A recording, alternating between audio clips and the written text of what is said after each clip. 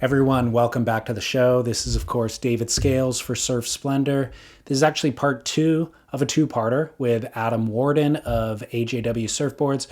Probably could have been three parts. This is a 2.5 hour episode, and we usually go 90 minutes. But the reason I mentioned that it's part two is that you should go listen to part one first. This stands alone, but I think you'll appreciate it more if you know his backstory.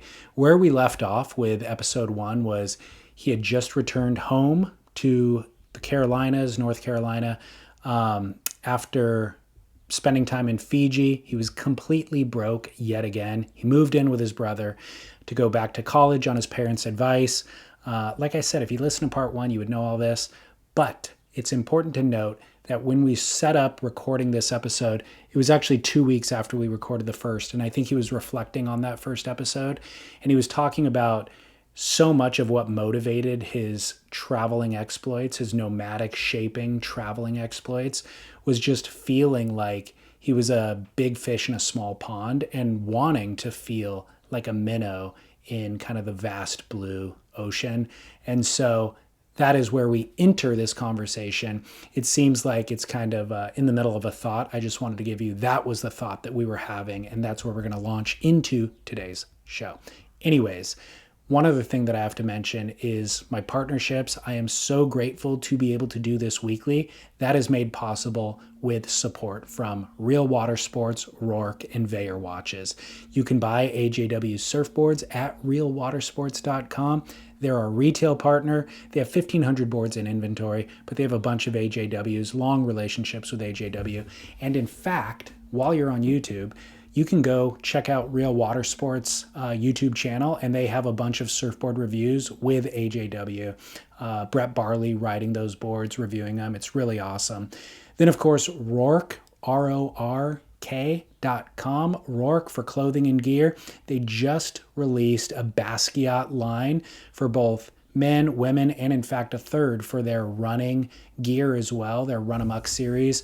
A bunch of Basquiat partnership clothing and gear.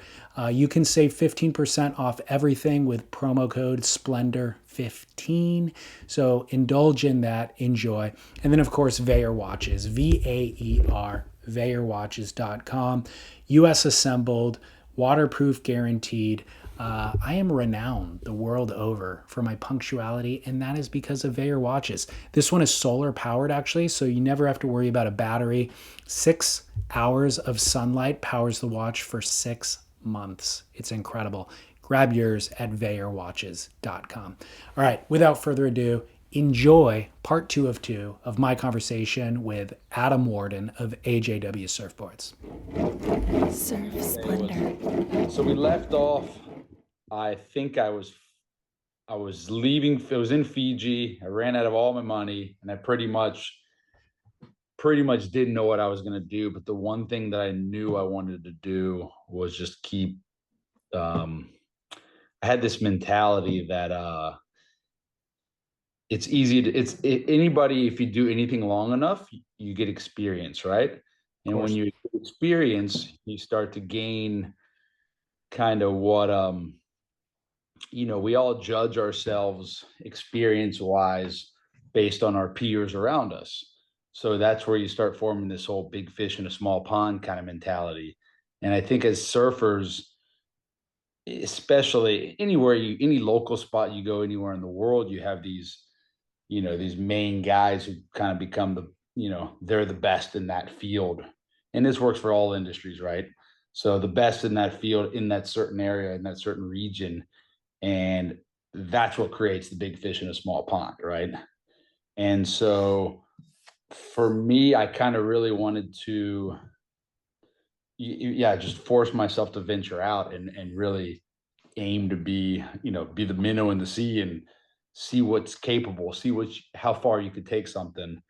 And I'm not even talking about surfboards, just life in general, and for me it was trying to surf bigger waves, or just traveling and exploring and seeing what else is out there, and not put a ceiling on yourself so easily, right? Sure. So being an East Coaster, learning small waves, wasn't you know, it is what it is, whatever you're used to. If you live in pipeline, you're going to learn how to surf pipeline pretty good. You know, you could be the best guy at pipeline. You know, just for look at John and those guys are literally that's their backyard. That's why they're so good at it. You know, Yeah. so the idea was always just to venture out beyond my comfort zone. And I think everybody thinks that traveling is so difficult. Traveling is difficult if you don't have the resources to it or the understanding that like I don't know, it's okay to sleep in the dirt one night if you have to. Yeah. um I mean, so many people travel and want to stay in hotels, you know, like or rental cars or whatever, but like if you really just take the guard off, you can like, hey, I can it's okay to run out of all resources. You're not just going to die because you Right. ran out of money and ran out of food. You know, even Yeah. even the concept running out of food. Like, let's talk a bigger picture here. Survival, right? Like, I don't know. You think you can go like 30 days with no food? I think you can go like a week with no water. People have, you know. I used to read these books on survival, like how long somebody could survive, like, you know, adrift out at sea kind of thing. And I was fascinated by like, wow, people survive 30 days with no food, you know, that's Yeah. wild. Yeah. And then I ended up doing that master cleanse years ago, where it was like, you know, the cayenne pepper with lemon, that type of thing.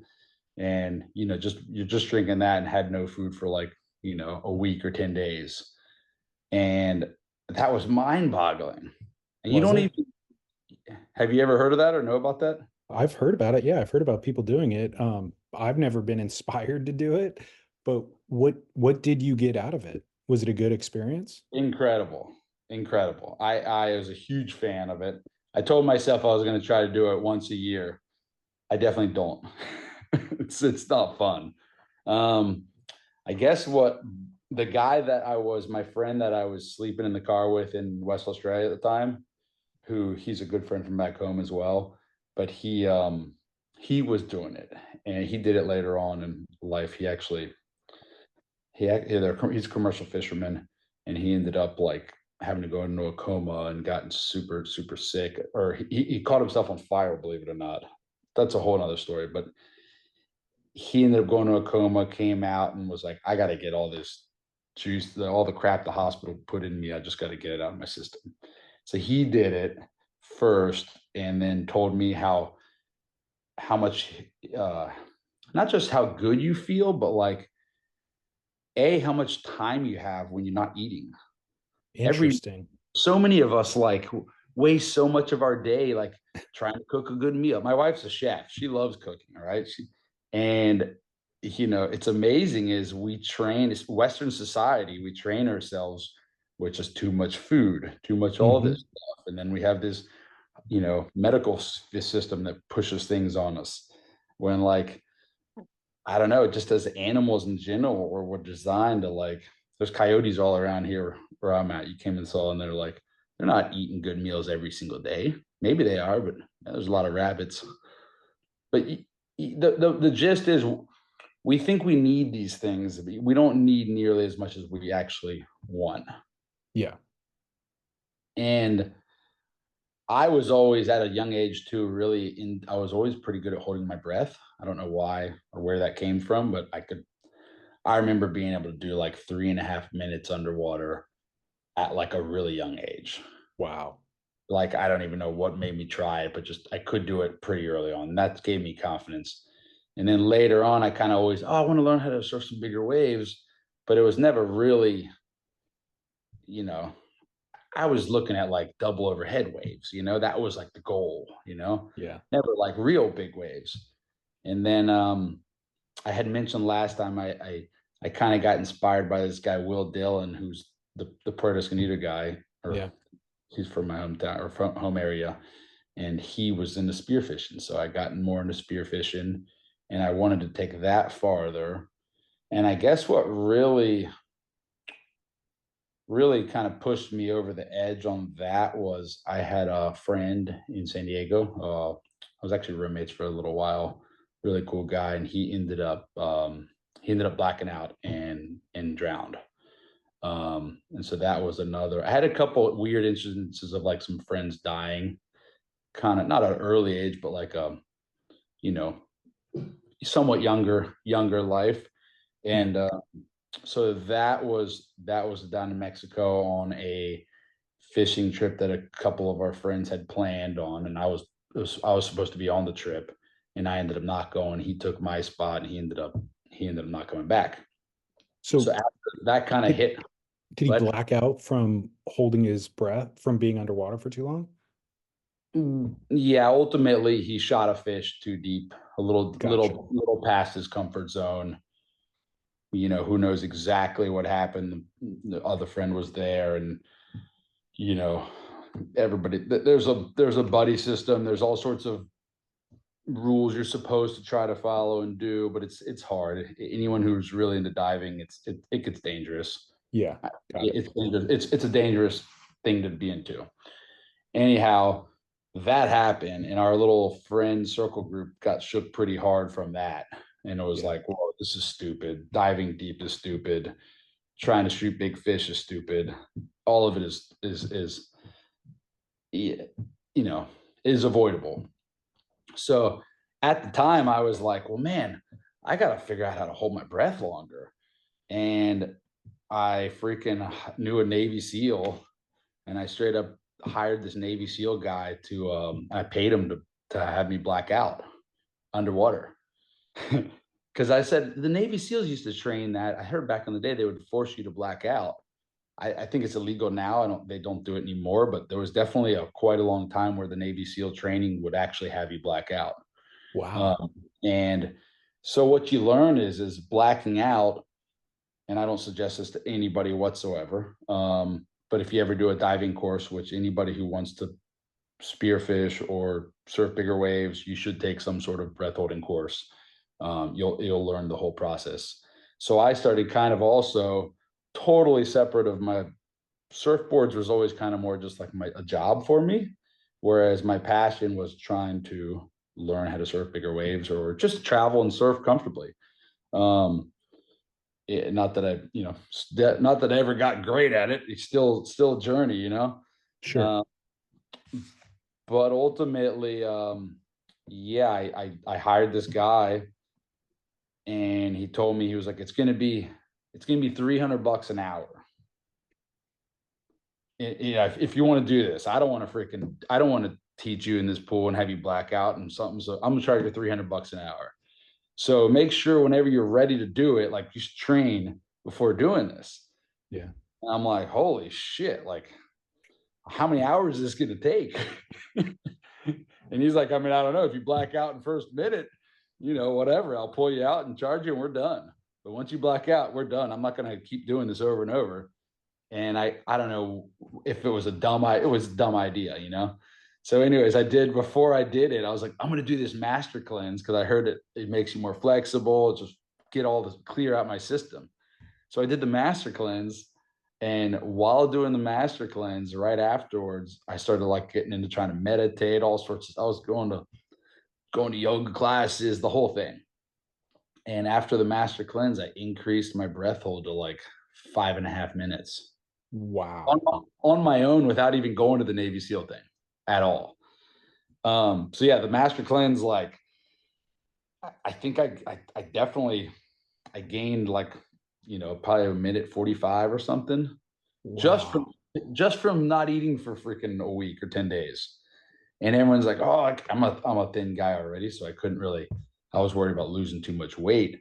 So then I come back and just, ate a ton of food. It's amazing. It clears your head. It gives you all this extra. I don't know. I feel like that doing the master cleanse after like I said, my roommate and friend passed away.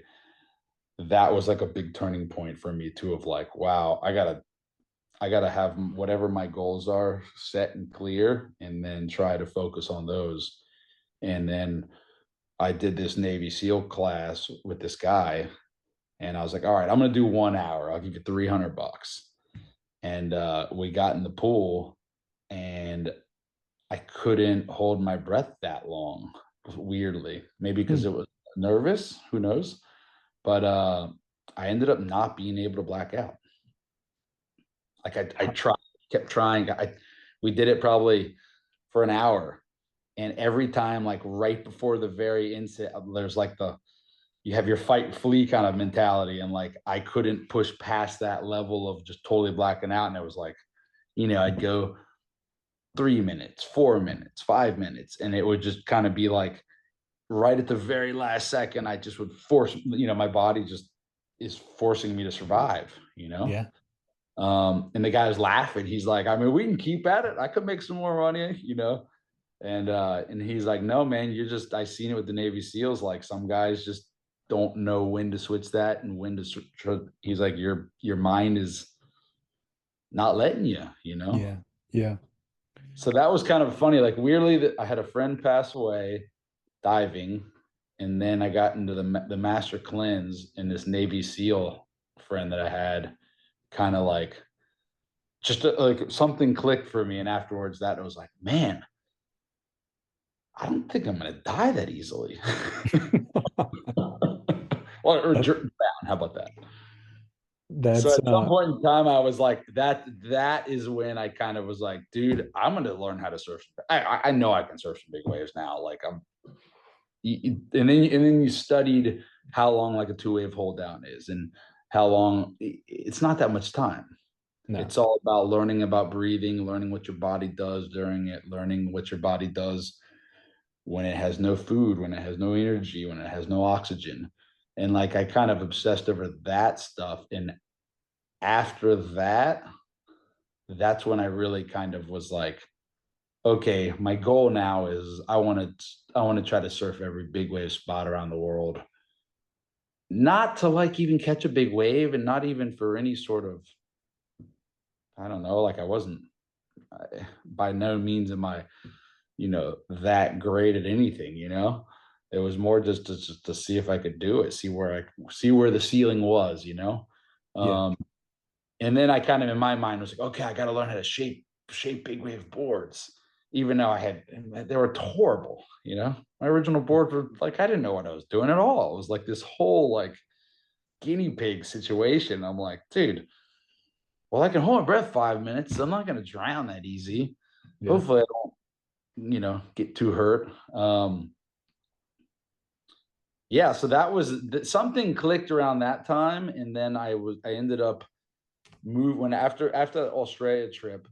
My timeline's a little off here, but after that Australia kind of Fiji thing, I ended up moving back to my brother's house, who was down in Wilmington, North Carolina.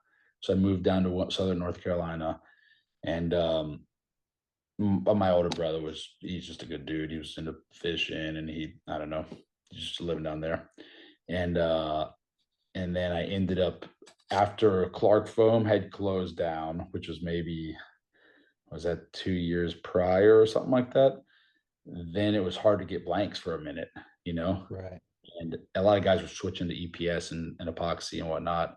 And I was just like, okay, all the guys that I had hung out with the guys I had looked up to at Diamond Glass, and were kind of like, look, kid, who knows how long this thing's going to last? Everything's going to go to Asia anyways. All surfboards are going to come from, that's just where it's going. It's going to be like bicycles, like not a lot of people are making custom bicycles here in the US. Yeah. So I ended up going to school, which is the school near where my brother lived, which is University of North Carolina, Wilmington. I studied, took a marketing business course. And the funny thing was I ended up, now I'm like around a bunch of people my own age, and Yeah. I ended up getting surfboard orders. So I'm like hustling boards on the side the whole time through, because I've been shaping that all the way through middle and high school.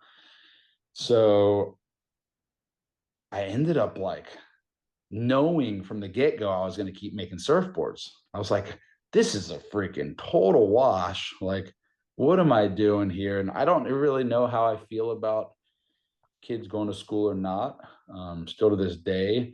But what it teaches you, which I would say any kids out there that might, or people who might hear this or is on the fence of whether school's good or not nowadays, it teaches you how to show up on time, Mm. and deliver.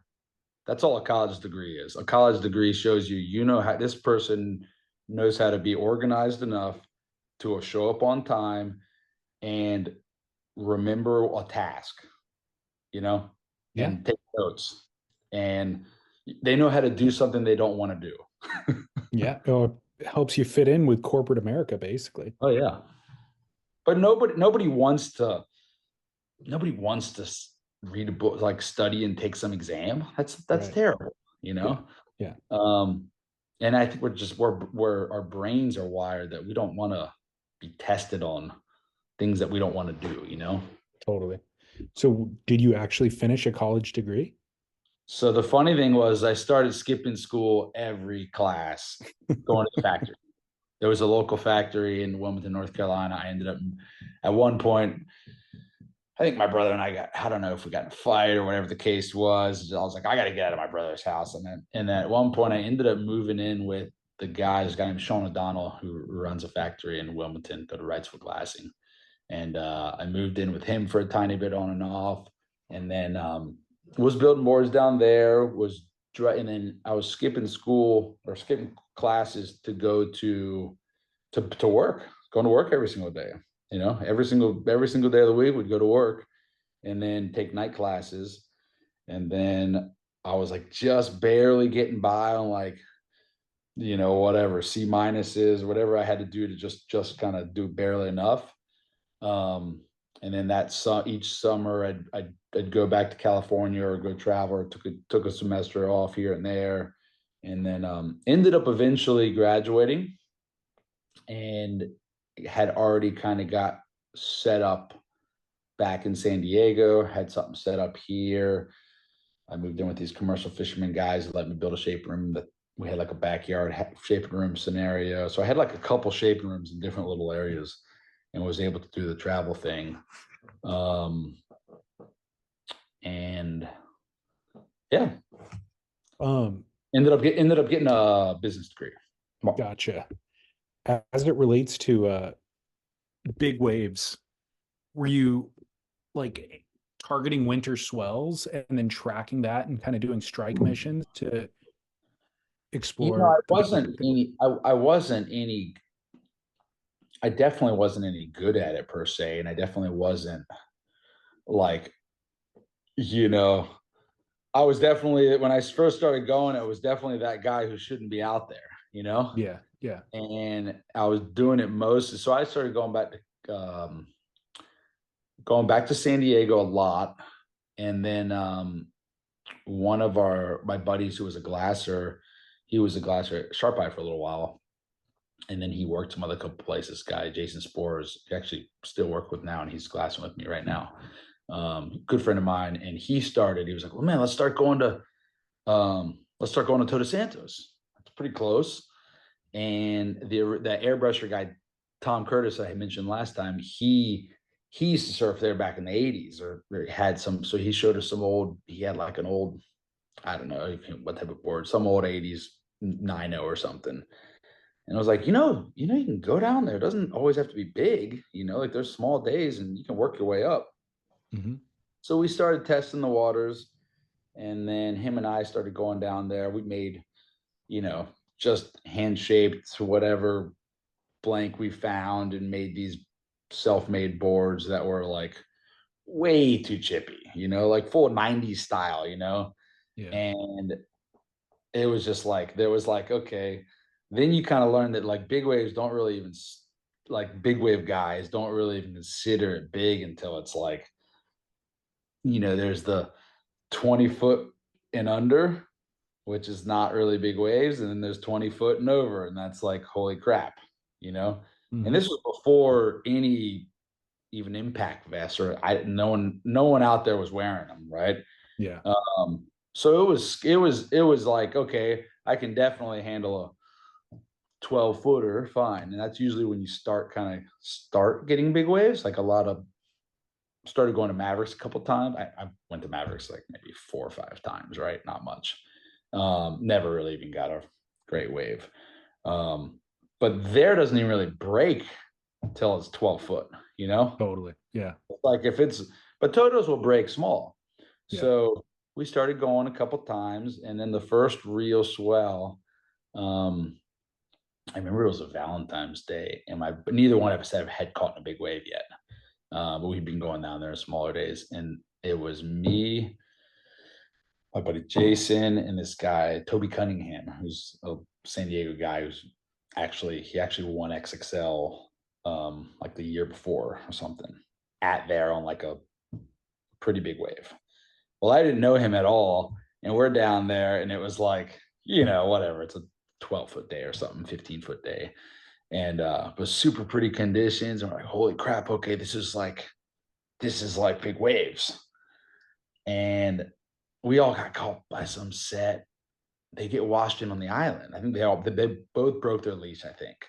And I'm out there by myself, and I'm like, well, what do I do? Do I paddle into the island to help them? I don't even know what's going on. And I caught one set comes in. I'm the only one out there, and I caught a wave, and I'm all excited.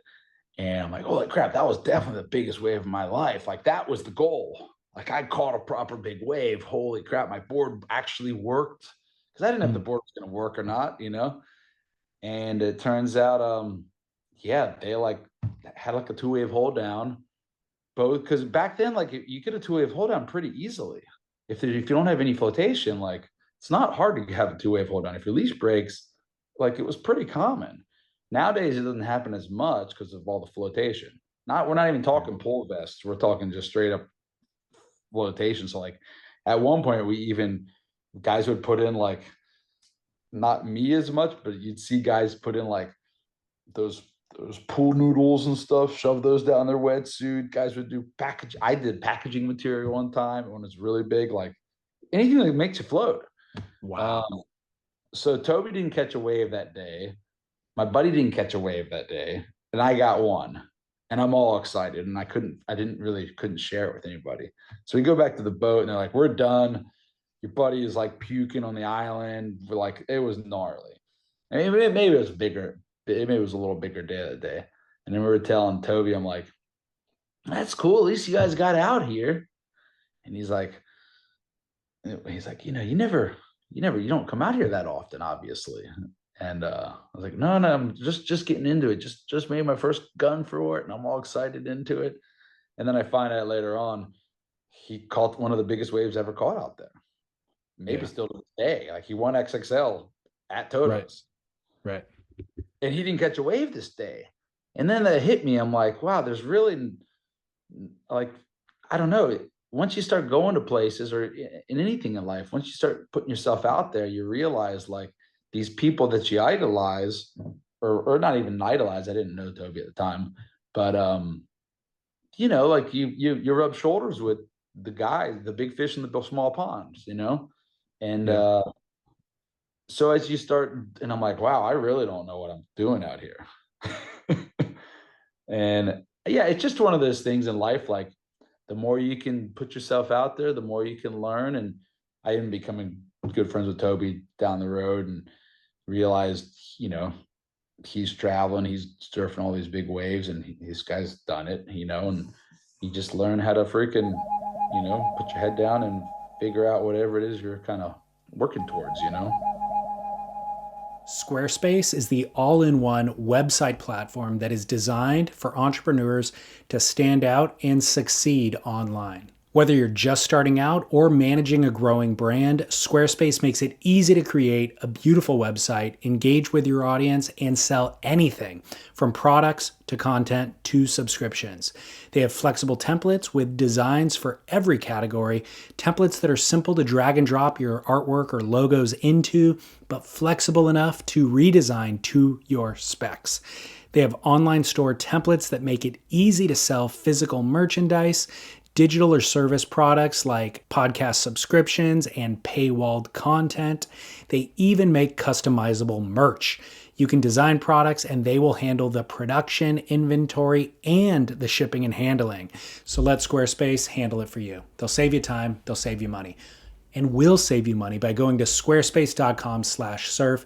You get a free trial and you get 10% off your first purchase. Squarespace.com/surf. Enjoy. Tell me about your first trip to Jaws. And then also, I was really curious to hear how you met Matt Miola, and if it was related to that. So that's not those aren't connected at all. Okay. Which is funny because him and his buddies and all of them all live right there. So you would think that would be connected, but so I kind of have like my little. Meanwhile, as I'm progressing, I had this little this surfboard passion, which is this is my job, and I'm doing the best I can do at that. But then on the side, I have this little thing like in my back pocket that I can hold my breath for 5.5 minutes.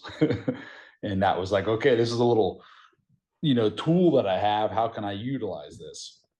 So, and I was never like, I guess for a while, my goal was I wanted to catch it. My one goal was like, I got to try to catch a 20-foot wave. And if I can pull that off, then I'll know I've surfed a big wave, and maybe my boards work and I'll learn surfboards along the way. So the learning the boards was the kind of the process. And it's not that easy. It definitely it wasn't for me. It wasn't easy at all. Like I'm talking like, I mean, I started going to Peru shaping boards. So I went to Ecuador first, and then I had another guy. I was like, oh, there's a shaping machines in Peru. At some point, I switched off of hand shaping and got into making files. So once that kind of phase crossed over and there were computer machines around the world, it was like, oh, wow, I can actually travel with less tools and you don't need all these templates. And because traveling originally hand shaping, it's a lot of stuff to carry physically. So I started going to Peru shaping and got in with some guys down there with the Climax factory. There's another guy, Wyatt Wheeler. Worked together with all these guys on and off for maybe 10 years in a row. But going down there's a great wave called Pico Alto. And it was rarely crowded. Even like on a really good day, it'd be like there's a handful of local guys, but I surfed down there a dozen times, literally with me and one other guy type of thing, And that's a really user-friendly big wave that like the drop isn't necessarily the steepest or like Waimea Bay is a real lurchy kind of wave where the drop is this difficult, challenging takeoff, and that's the whole wave. Pico Alto is a great wave. It's long, and so that was cool, and that kind of helped me learn a little bit more. And so I'd surf Pico Alto a bunch of times and would come back and went to Puerto. I went to Puerto on a proper big, just for a giant swell, and just got smoked, got completely humbled. I remember getting the worst sunburn I've ever had in my life because I was scared to paddle in and couldn't get a wave. That's amazing. So that type of thing, like just because you're out there doesn't mean you're catching a wave, And then you start realizing like, oh wow, there's guys like Arkeli or these gnarly guys, and like, well, they're not catching that many waves either, and these guys are gnarly, and they're catching they're waiting for the biggest one is what those guys are doing, and I'm like, I just want to get a wave, and it doesn't always work out. So I hadn't even remotely thought about Jaws. That was never even really a target spot. At some point, let me think. Started surfing Totos a lot. Started going to Toto Santos quite a bit, and before I had impact vests, and then more and more guys started wearing impact vests, and you could, it was like, oh wow, the guys wearing impact vests definitely seem, they're taking wipeouts, and it's kind of, they're not, and we're not talking the Shane Dorian inflation. I just mean the padding, the flotation. And it was like, wow, it kind of breaks your wipeout in half almost as far as the time underwater you have, So you'd see gnarly guys wiping out with an impact vest and paddling right back out. Whereas before the impact vest, you take a bad wipeout or get caught on the set, you're kind of done. Most of the guys would be done for the day, So yeah, got in learning that stuff, could hold my breath,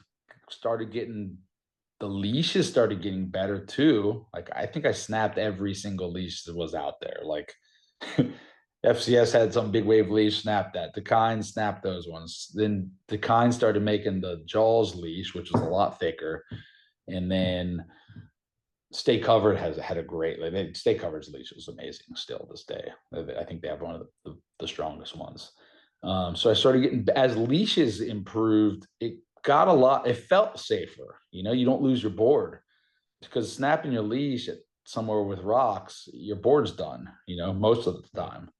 And the boards they're not cheap, they're expensive. So even, you know, even if you're making them, they're still pricey. Yeah. So yeah, got really comfortable there, but I could not get I still, like, I couldn't get a 20-foot, a quote unquote 20-foot wave. It wasn't like the wave I was looking for. I just couldn't get it. And I realized I'm not the guy catching the set wave, like, not even close. I'd be intimidated by those guys, you know. I'd see, you know, there'd be a big swell, and the pro big wave guys would show up, and, you know, you're not trying to have a paddle battle with these guys, you know. Yeah. It was always like, wow, and let them go on the big ones, and I'd be cherry picking the small ones, and the small ones, then you get caught on the head, and it's just not an easy. Anyone who learns to surf bigger waves, it's not an easy path. That's what they say. Like, I think most of the best big wave guys are, like, kind of older, you know. Tweaking, all those guys. He's like 50 or something. He's still doing it, you know. Yeah. But maybe like 40s or mid late 30s. You don't see a lot of 18-year-olds like dominating, you know. Yeah. A couple guys like Nick Lamb and those dudes, and I think Anthony Dajnik, those guys had a lot of success at like 16, 18 kind of range, and they're gnarly, you know. So that was kind of one process, was just learning the phase. And then it really hit me. I was like, dude, I can't hit my goal, because I'm scared, you know, and I'm just not that guy. I'm not as aggressive as maybe as I thought I was. And it's just humbling, you know, super humbling, not basically being scared. So I have a good friend of mine who moved to Maui, and he was like, dude, I've been looking at Jaws a lot. And dude, there's a lot of days that, like, no one paddles out, and it's breaking, and it's classy, and it's doesn't have to be this crazy big thing. Like, you're doing it, you know what you're doing. Just come on out, come over, you can stay with me.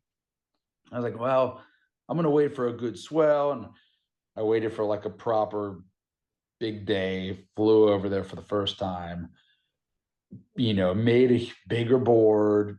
And I remember at the time, I had to rush this board. So, like, hand shaped it. I glassed it that night. And, you know, it was just this massive, like, glassed it, put the fins in, sanded it, threw it in the board bag, flew over. I'm in landing in Maui. I don't know what I'm doing. Haven't even never gotten eyes on the thing. I'm doing what you're not supposed to do. I didn't connect with any guys, and I got down to the cliff, and I remember thinking, like, wow, jumping the rocks is definitely gnarlier than, you know, than I expected it to be. And then the wind factor, it's super windy out there. Paddle out, and I was like, the wind came up, and guys were towing because of the wind. And it was like, fuck, what am I doing out here, you know? So that was the first time I was there, I think I shoulder hopped one little wave and called it a day, and was just super freaking disappointed, you know? And then the next day went back out, and then I think I got caught and snapped the board. Oh no. And I'm like, dude, it's $1,000 plane ticket, getting the board, whatever the case is. I'm humbled, you know, just disappointed. So I pretty much wrote it off. I'm not going to do it. And I left, and my friend called me the next, well, dude, you just got to put your time in. You got to keep going, keep trying.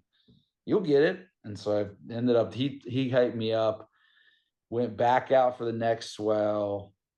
You know, I think that swell I surfed it once or twice, but maybe I got one, but couldn't really sack up and get one, you know, didn't really, you know.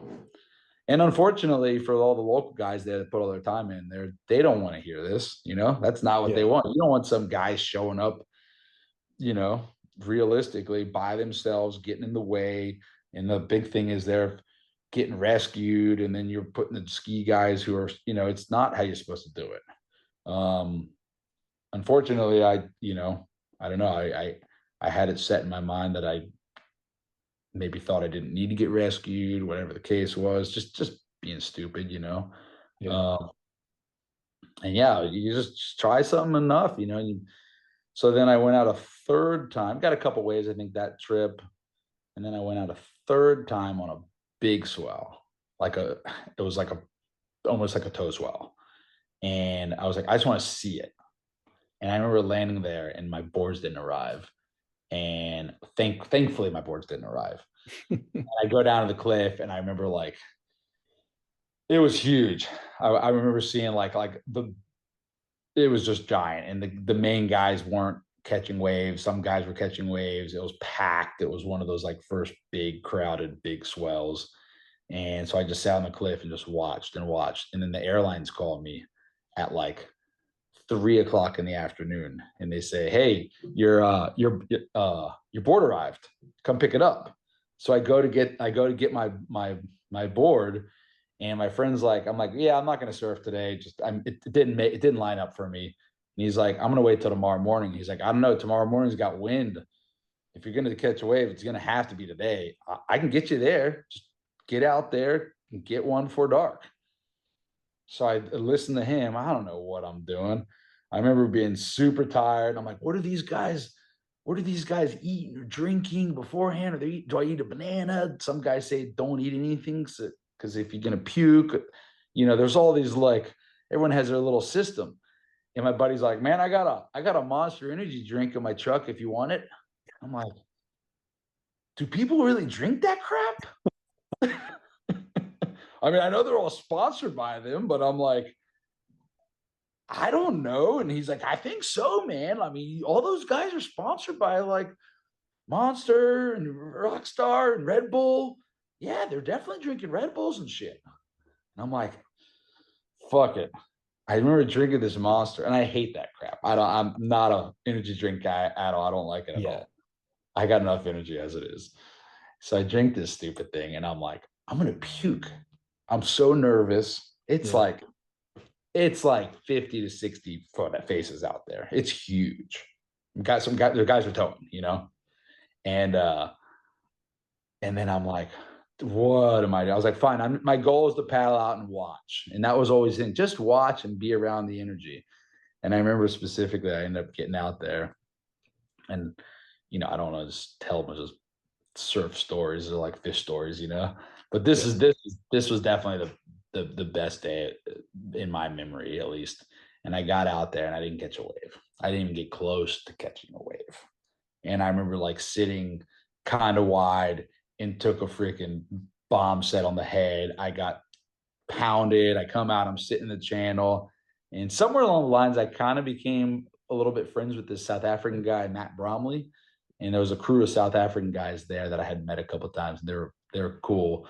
And I was like, okay, these guys aren't from around here. And he was sitting deep, 100 yards deeper than the whole pack. I mean, looked like he was going left kind of thing on the right.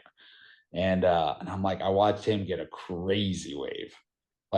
It was up there with a crazy wave for Jaws, And I'm thinking holy crap. And he paddles by, hey, AJ, good to see you, man. You get any? No, not at all, man. I'm scared shitless out here. I'm just watching you guys at this point.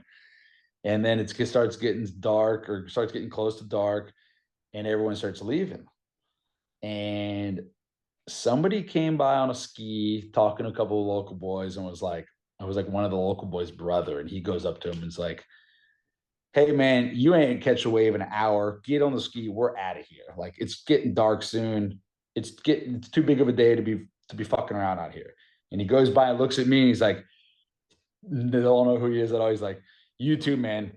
You need to ride in, get a ride in, paddle in. But I think I'm the last guy who knows how to do any rescuing, and I ain't rescuing your ass. So you're on your own. You're go in, guy. You don't, And I kind of got rattled by that. He leaves, and then there was a couple other people out there, and they started picking waves off. And the last couple of guys, I'm like, okay, you're gonna be basically out here by yourself. Like, are you all right, man? And I'm like, yeah, I'm just kind of gonna soak it in and paddle into the beach, I mean, just paddle in, and I appreciate it, but I'm good at the moment. And which was an extremely stupid and selfish thing to do, and definitely not what anybody over there wants to see anybody do. Maybe some people might see this and totally, can definitely talk shit on it for sure. I would talk shit on myself too. But I was kind of in a down moment at the time, and I was felt myself out there. And the last guy that was out there, it was me and him, and he's like, if you're gonna try to catch one, I've seen you sit out here for hours and you didn't catch a wave or haven't got one. He's like, you definitely got to commit to the freaking just taking whitewater on your back kind of thing. Like, if you even want to get close to it. And I didn't know who the guy was. I actually became friends with him from this whole scenario. And I started thinking about a couple of my friends who passed away. And I had another friend in San Diego who ended up committing suicide years back. And I don't know why I kind of started thinking about him. And I'm not that I've ever been even remotely suicidal, not trying to get into a dark place here on this, but that's actually like I started thinking about it. I started talking to him, and I'm like, man, and I've always considered myself pretty religious. Not necessarily like a certain religion per se, but like I've studied a lot of different religions. And I was like, okay, if there's ever a chance to see what's out there, I know I can hold my breath. I know I'm not going to just drown by getting a wave caught on myself. I might as well at least commit to just catching one in. And yeah, pretty much, I don't know really what crossed my mind, but basically ended up a set popped up right then and there. And I'm like, holy shit, here I am where I don't want to be at. I'm by myself at dark at a big, big, big day at Jaws. Completely dumb. Shouldn't have been there. Embarrassed to even tell this story, to be honest, because it's not something that I'm proud of. And I definitely don't think anyone else should try. And I'm definitely 100%, not something I want to share, but it is where I was at. And I ended up freaking whipping on one and got it, and somehow made it to the channel. And that was hands down definitely the biggest wave of my life. And it was Really? solo. And I was, I hadn't been out there that many times either. And it was solo out of Jaws. And I knew I was going to get I was waiting to get slapped on the cliff when I got back up there. Somebody was going to call me out on something. I was just kind of getting prepared to get slapped for being an idiot, and basically kicked out of there. And so I'm going in, adrenaline through the roof. That freaks out. I don't know. Maybe the Monster Energy drink works. Whatever the case was, got what I, in my mind, felt like it was a medium-sized wave on a really big day. So that was felt like I achieved my goal. And I was like, okay, I'm I don't know where I'm at, but I'm going in. And I go in, and there's this pretty big guy on the rocks. I'm talking like, I don't know, maybe he's 6'4", 6'6". He's a big, not a local boy, but like just this big looking kind of hairy guy. He comes up to me and was like, was that fucking you out there? Like he coming up to me, like walking over the rocks, coming as I'm getting out of the water, and getting out of the water alone, climbing in on the rocks there is hard at dark. And he's like, I don't know who the fuck you are, kind of thing, but come here. And he gives me this giant bear hug and picks me up. Wow. And I'm like, dude, like, what is going on here, And he's like, that was, I don't care what anybody might say, that was awesome, Not a lot of guys can say they've, successfully done that, Yeah. And it was actually, it's funny, it ended up being Lyle Carson. No way. Surfboard shaper. Yeah. He's a pretty big guy, right? They're like to be Huge. walking up to you. Totally. He's like a linebacker, dude. Totally. So that's the day I met Lyle Carson. He literally just came up and gave me a hug without knowing me at all. That's so funny. I'm so glad somebody saw that wave. It was the funniest thing was he's like, dude, like, and Lyle's actually, he's like the guy that shapes the big guns. He does like full like elephant 11-foot, big wave boards. And he's like, dude, I've been coming down here, often, and like fucking, I've never seen your face here, and that was so fucking like. And I was like, dude, I was over the moon. That's the way of my life, 100%, 1,000%. That was the way of my life. That was like my whole entire life leading up to this moment, and to do it alone and have one guy see it, and holy crap. So we walk up the trail by ourselves because everybody else had already left. We get to the top, and it turns out my buddy who originally brought me there, he was on the cliff the whole time watching.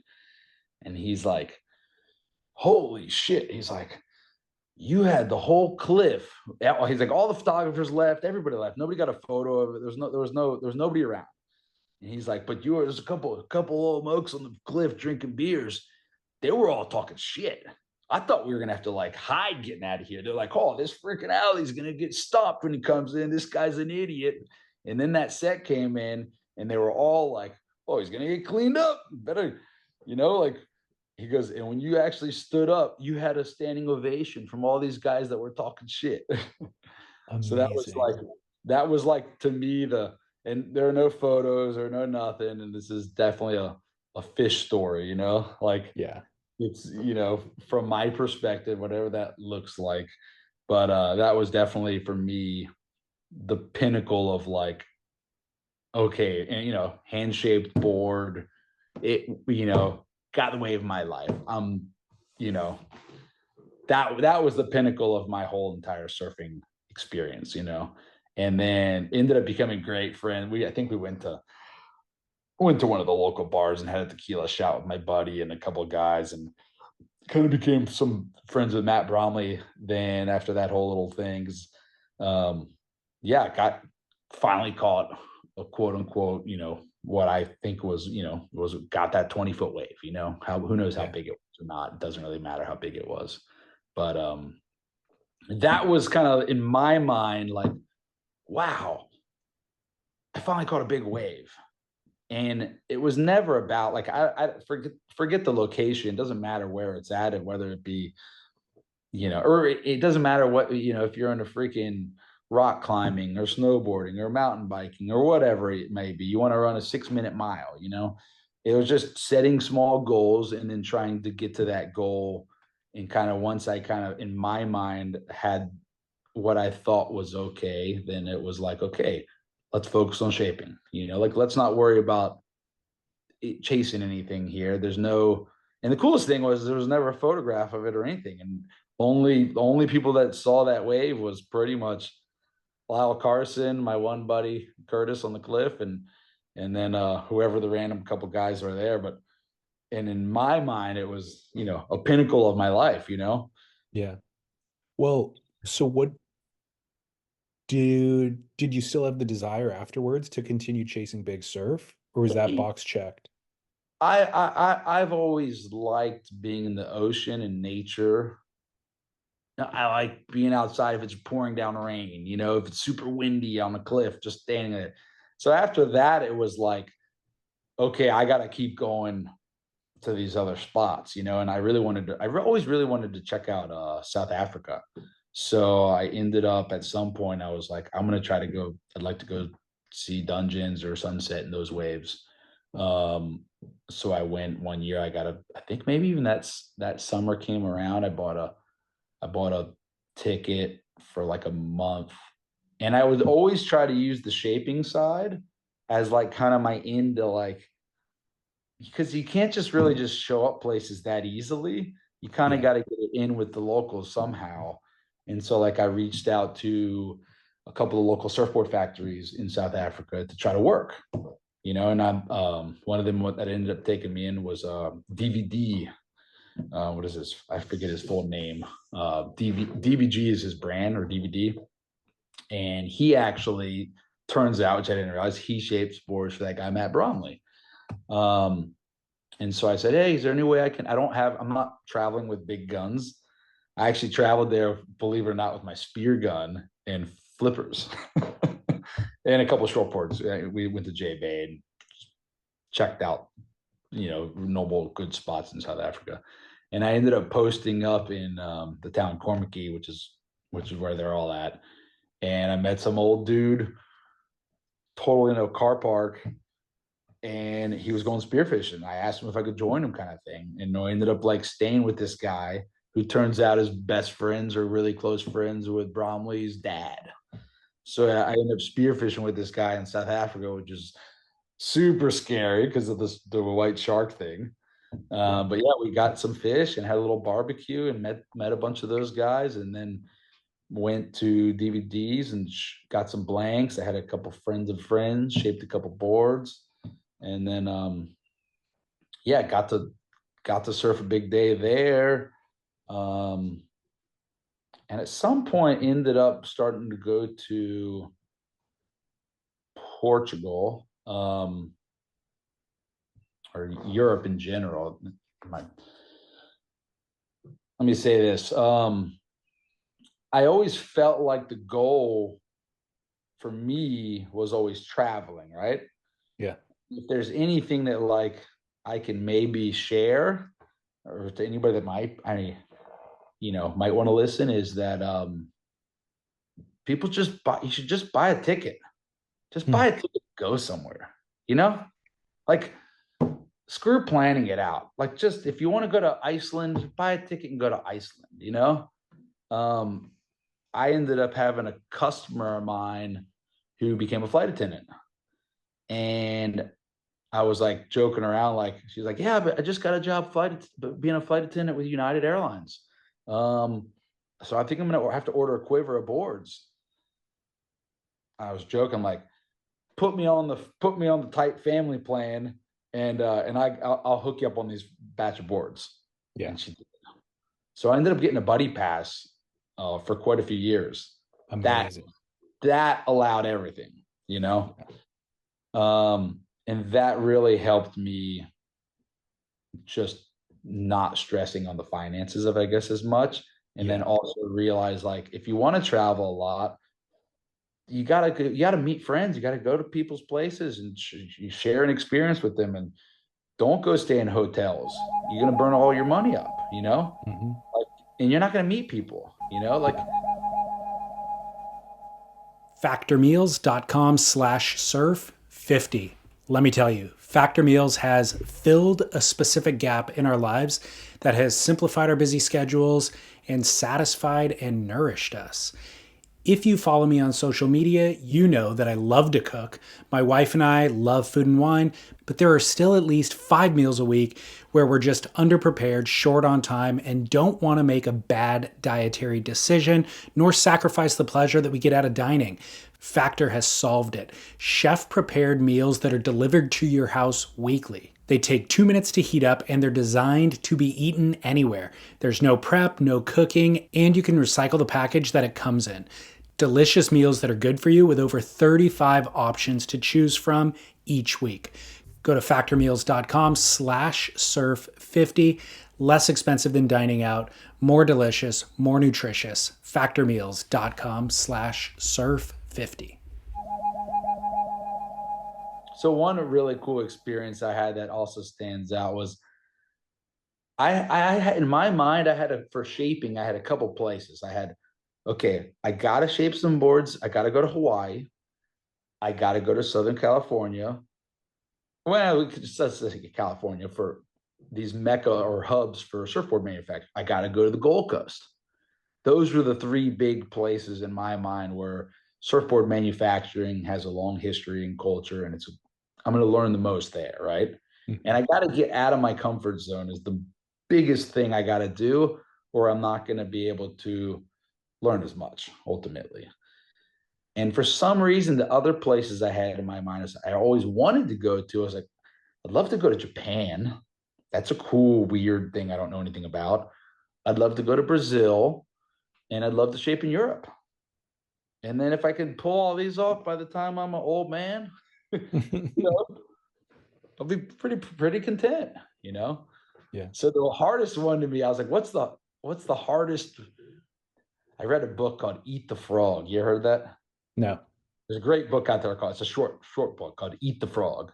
and say, if you have to eat a frog for a meal, just grab it, eat the frog first. That's the, people like frog legs, but if you got to eat a whole frog, eat the frog, get it over with, rip the Band-Aid off, And so I was like, okay, Japan, that's going to be a challenging, hard one. That's going to be one that I don't know any Japanese people. I don't have any Japanese friends. I don't speak Japanese. I just got to go. And so I looked at, they have a trade show over there called Interstyle. Have you heard of that? Yep. Yeah. Have you been to Japan? No, I haven't, but it's on the top of my list. All right. This is going to be speaking to you directly then. Okay, perfect. It was February. I think it was like the day after Valentine's Day. I had gotten dumped by a girlfriend, whatever the case, went on a date with some random girl and was like, what am I doing? I look on the Travelocity. I found like a $400 ticket or $600 ticket, whatever it was, to Japan, LAX to Japan. I'm like, screw it. I'm going. This is my chance. Interstyle trade show is coming up here in January. I'm going, and I'm going to bring a batch of boards to the trade show. I don't have a trade show booth. Imagine like go to Surf Expo with a bag of boards and like not having a booth, not having any connections. It's pretty hilarious concept. So I buy a ticket. Next day, I mean, I'm talking unplanned. Like I bought the ticket for the next day. I went to the factory. At the time, I was at Sharp Eye, glassing my boards with those guys. So I go there. I'm like, you guys got any connections? I'm like, I mean, you kind of want to make the connections before you go, man. I wouldn't just go there. I'm like, I'm flying out tomorrow. They're like totally laughing. All the guys are like, dude, you're an idiot. Well, go have a good time, I guess. And I throw like 5 boards in a board bag. I fly out. There was at the time we were making Hydroflex boards. There were like those vacuum bagged epoxy, but it was cool because they were doing poly boards, poly with epoxy outside, vacuum bagged, and they were working pretty good, and we had some success with those. But I heard they had a booth for skateboards, so I reached out to them. Dude, I'm coming to Japan. I think I heard you guys have a booth. I'm kind of know you guys. And they're like, I mean, can I kick in some money to put some boards in your booth? And like, we don't really have room for it. We have our Japanese sales guys there. I don't know how stoked they would be or not, but that was my only little maybe connection. Yeah. So I get there. This is the hardest, most challenging trip of my life. Japanese, I've been to Indonesia, I've been a bunch of other places, Asian cultures, and so I have a general idea with it. But what I didn't think about for Japan was, I don't know, a lot of surf destinations you go to, you meet surfers and they're willing to speak English, or younger people, they know a little English, even if you know none of the language. Someone wants to try to help you out if you can. The other key is you have to travel solo. You start traveling with 3 or 4 friends, ultimately, I don't want to pin on this. I'm friends with a lot of Brazilians. I actually really like Brazilians. Brazilians have a bad reputation globally because they travel with packs of them. A lot of them do. Not all of them. Americans have a bad reputation for being sloppy and loud. I can that. But I found I had to travel solo. Don't go anywhere with a bunch of people. So, and if you travel with a friend, you and your friend are going to be lost, and you're going to hover around each other, and you're going to create a little fence of safety around yourself, and you're only going to talk to each other, and you're never going to really experience the culture. So if you go solo, you're either screwed or you're going to figure something out. Well, Japan was my trip that I felt kind of like I was way out of my league as far as language barrier. I think I had whatever money was in my wallet. I get there. I bought a ticket for 4 days. I don't know what I'm doing. I don't have any local connection per se. And I'm like, I'm going to figure this out. And worst case scenario, I just go get a hostel somewhere and hang out in the hostel for 4 days and come home, I guess. So I get there. I get a ride, figure out a way to get a ride to the trade show. I get there. I'm in Tokyo. It's a big city. And I'm walking into Tokyo Convention Center with the board bag. And I walk in, I'm like, I'm gonna go get lunch. I'm hungry. And I walk into this restaurant. I leave the board bag outside the restaurant, like where I could kind of see it. Hopefully, no one's gonna steal it. I go in there, I open the menu, and I'm like, shit. I don't even know what's high or low, price wise. Right. Definitely don't know what I'm eating here, but I don't know any Japanese characters. And I open my wallet and I'm like, crap, I didn't even like mark which dollar or which bills are high or lows. I don't know if this is a $1 bill or a $100 bill. And there's no way to know, like unless you have it pre-written. I didn't have a Japanese translated book. There wasn't like these like Google Translator apps kind of thing like there are so easily now. I didn't know what the hell I'm doing. And I go in there and I remember thinking like, oh my God, the waiter comes to me and I'm like, speak English? Anybody speak English? Like, please, trying to be as respectful as I can. I looked up like the generic hi, hello, basic, where's the bathroom kind of thing. Yeah. And I had written down in my wallet the basic words that I could figure out. But I'm like, I just looked at him, I rubbed my belt, I'm like sign language style, And then he's like, okay, what do you want? He starts laughing. And I go to the front, the cashier, and I just did a full leap of faith and opened my wallet. And I'm like, hopefully you guys aren't going to rob me. Take some of these bills and feed me. I don't know what I'm giving you. And so they laughed. They brought out like a water and, I had some soup or something, whatever. And they took a couple bills. And I'm like, I don't even know how much you just paid for that. I'm a freaking idiot. This is horrible. I was just like, what was I thinking coming here with no connection? I'm an idiot.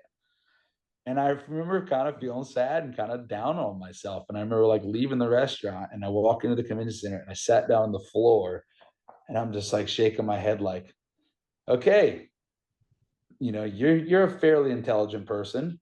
This was a dumb move. It's all about being prepared. You don't need to show up places unprepared. You don't need to do all this.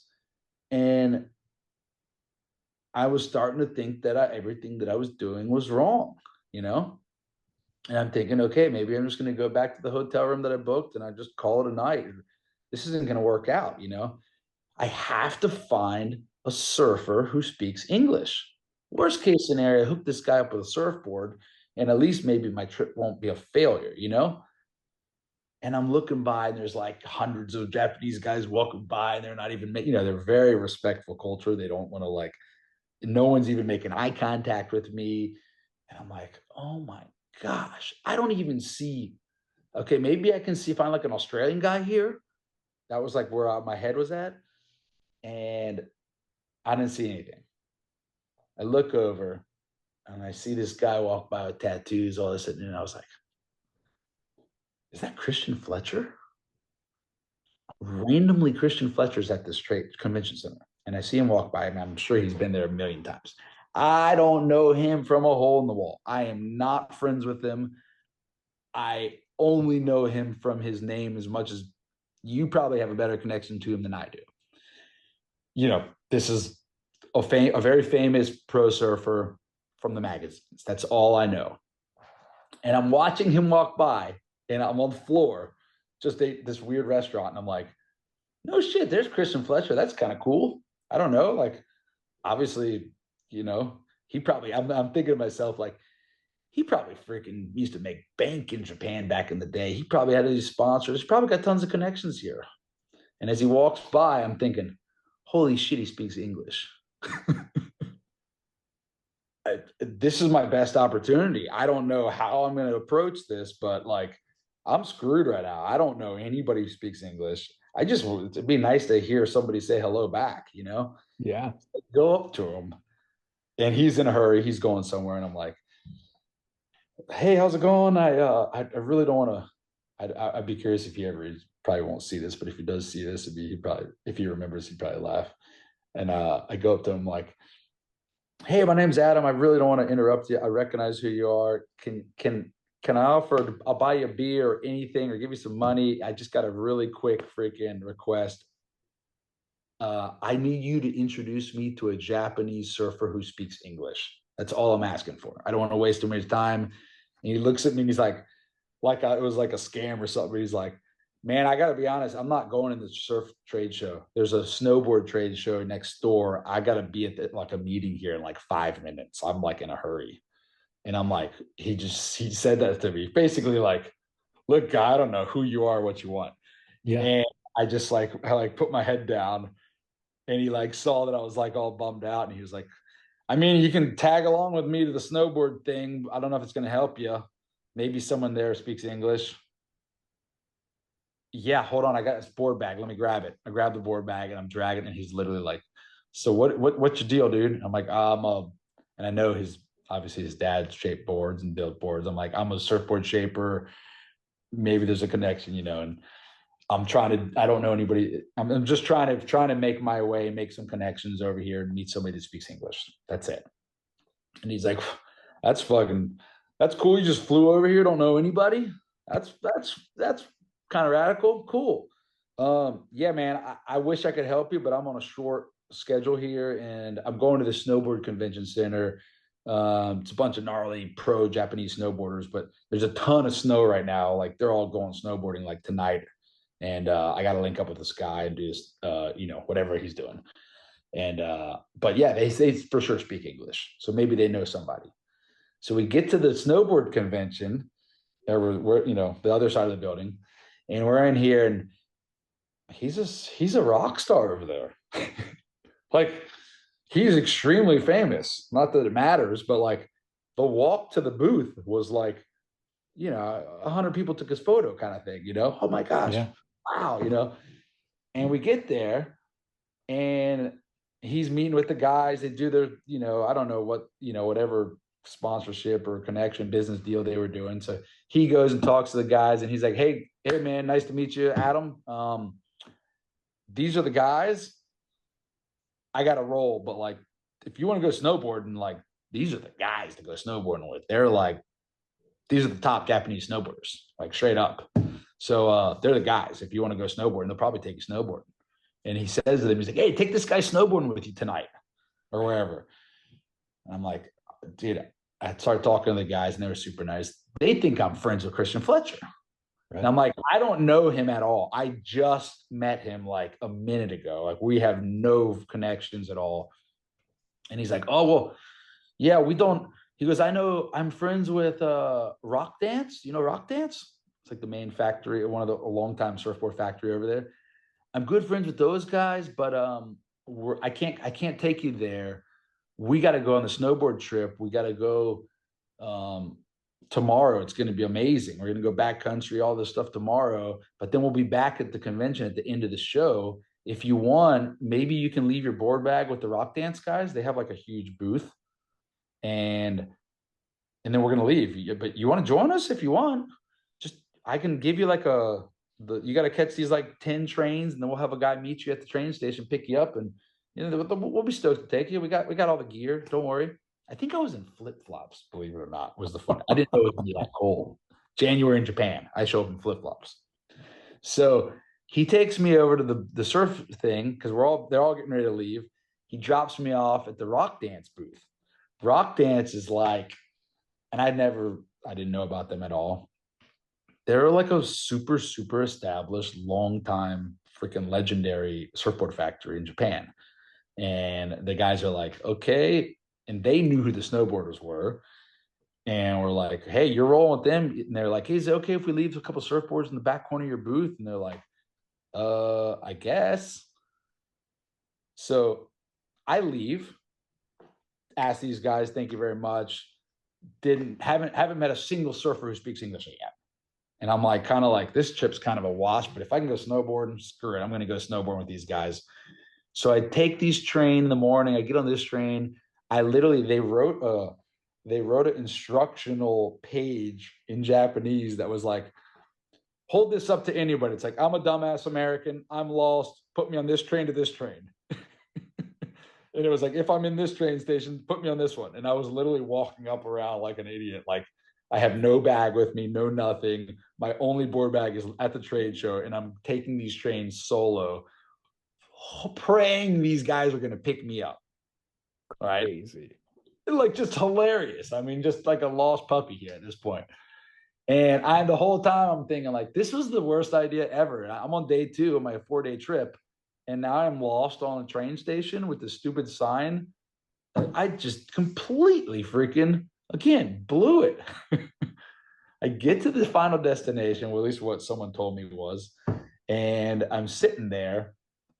No one's there. It's snowing. It's cold. I'm in flip flops. I'm like, I gotta get some socks. I don't even know what the bills are, like the numbers are on my money. And I think I didn't have a credit card at the time either. Something stupid like that. Like I just had this cash on me, and I think I had a debit card. And I'm like, I don't remember. I think my credit card might have been maxed out. I don't really remember what the deal was, but I remember being like kind of stressing on my bills that I had. Yeah. And sure enough, some Japanese guy rolls up, speaks zero English, zero, like not even like it was this awkward car ride, 2 people who can't speak the same language riding together. And I remember him like taking me up to this mountain, and he's all like, you want a beer or whatever? He hands me a beer. We're like in the middle of the woods somewhere, pull over in this little minivan, have a beer. And then we get to the top of the mountain, and they have a snowboard for me, gear, the whole shebang. None of the guys really spoke English at all. Wow. I went backcountry snowboarding with these like gnarly pro Japanese snowboarders. We're doing like flips and stuff. And I was just like, just trying to keep up. Like I can snowboard a little bit, but I'm definitely not that good at it. And, but yeah, it was like the best day of waist, chest deep powder I've ever experienced in my life. Incredible. Insane that it all worked out. Well, that's the whole story of like, you don't know until you go, and Yeah. like you don't like in that. Then at some point it got to this point of like, I remember afterwards I'm like just over the moon again on this little situation. And the guy's like, okay, we're gonna go to a natural hot springs. Killer. And I remember thinking like they're like, I saw these pictures of like hot springs in Japan with these like howler monkeys or whatever monkeys they had, like snow monkeys are there. Yeah. So I remember like, I want to bring my camera to the hot springs to maybe get a picture of the natural hot springs and a snow monkey or something. And all the guys were staring at me like, no, no, no, no, no, no, no camera, no camera. And they're laughing. I'm like, why are they giving me such a hard time about the camera? And then we get there, and they like, it's like we go into this office. He separates into like they separate guys and men and women, and it's a natural hot spring. And he's like, okay, you need to go shower first, and then we're gonna go in here. I walk in the shower. There's like 20 old men butt naked in line for this little hose to scrub. And I'm like, everyone's getting naked. And I'm like, this is a nude hot spring? Is this like a thing? I have no idea. And I'm like, dude, what am I walking myself into? Oh my gosh. So I end up getting butt naked and getting this hot spring with all these Japanese dudes. And it's like a foot of water. And I'm like, what am I in? Like, am I in some sort of freaking like brothel house or something? Yeah. I don't know what the heck I'm doing. I guess it's just a thing in the mountains up there. I don't know. And it was just super awkward. I'm like, okay. And by the way, nobody speaks English, so I have no idea what I'm at. Hey, let me pause your story real quick. I'm about to pee my pants. Give me a bathroom break. All right, cool. All right, sorry, I didn't want to interrupt at the peak of the story. It is St. Patrick's Day. I actually grabbed a beer. Smart. It's a late start for St. Patrick's Day. Anyways, carry on. So here I am, and I haven't even thought about this story in so many years too. It's funny. Here I am naked in a Japanese hot springs, only with men, and not a single person speaks English, and it's snowing. And I remember thinking, like, this is the most awkward, uncomfortable situation I've ever found myself in. I can have zero. I don't know that you even have conversations in these. And I was still the whole time wrapping my head around like there was a wall and all the women are on the other side and all the men are on this side. And I'm thinking like, how did I find myself in this situation? This is so ridiculous. I kind of just want to get out of here at this point now, but whatever. I'm not going to like, even if I wanted to leave, I couldn't leave. I don't even know how to leave at this point. I'm in the mountains somewhere. So whatever, we go in this hot springs, put our clothes back on, we leave, and now I'm like kind of just feeling awkward. Like, man, that was, not that I don't know, like be mean and hate, like not against any homosexualities or whatever, but I was like feeling pretty gay that I wanted to bring a camera in there. I was like, this is, and like I said, I have nothing against anybody. Like, I'm not at all trying to hate on anybody here, but it was like, this was just awkward, uncomfortable. You gotta, like, I just wasn't expecting it. I didn't know what I was going into, but okay, that happened. And so here we are, we get back, they drive me back down to Tokyo. And then, I think I still had a hotel room. So you still there? Yeah, I'm still here. So, yeah, they dropped me off. Somehow I got back. They dropped me off at the place I was crashing at in Tokyo. And then the next day, I got a ride back to the trade show to go pick up my bag of boards for my last day to fly home. And I was like, okay, this was a fail. It was a cool experience, cool trip, but it was a failure as far as surfboard sales. I didn't meet anybody. I'm not going to sell any boards in Japan. It's not going to work out. Right. And then I go back to go pick up my board bag and just tell the guys, thank you for letting me stash my boards in your booth, which wasn't that cool. If, people who don't know the trade show is limited space, and, the rock dance guys had opened up the board bag and they pulled the boards out, and they were like, down one of the younger sons, I'm blanking on his name, Hero, something like that. He was actually shaped some boards too, and was like, man, these boards are pretty nice. Where are you staying at? Who are you here with? Who's your sales rep? Who's selling these boards for you? I said, nobody. I just came here on my own, thinking like, would you want to sell them? And he's like, no, I can't sell them. He's like, we have our own line. We carry our own lines of boards. We work with these guys, and these guys. But my father runs the whole company. If you want, we kind of need a little help shaping right now. There's a couple boards you could shape and make a little cash before you fly home. I'm at this point, I'm just happy to speak English with somebody. And I was like, yeah, I just went snowboarding with these guys and none of them spoke a lick of English to me the whole time. It was kind of a wild experience. He's like, wow, yeah, I know those names. They're gnarly snowboarders. That's cool. You got to see that though. But yeah, let's come the last day. I'll take you to the beach. You can see the ocean. Waves were flat, so we didn't surf. And then it was, come by the factory. Dude, the factory was legit, and ended up shaping a handful of boards there, just go shaping for them. And then through him, made a connection. They paid me decent, paid for my plane ticket, basically covered my whole expenses of the trip, which completely wasn't planned on. And then I kind of became loose friends with this, local factory guy. And he said, yeah, the Japanese culture has they're really into kind of loyalty, and there's just they have more respect than any culture on the planet that I've ever seen. It's amazing. And he's like, we have our line of boards that we've been working with the guys for, however many, 45 years or whatever it was, that like, we don't just easily bring on a new label. We try not to do that. We stay loyal to our brands that we have. But if you want, I can connect you with somebody to help sell some boards for you. And sure enough, he connected me a guy.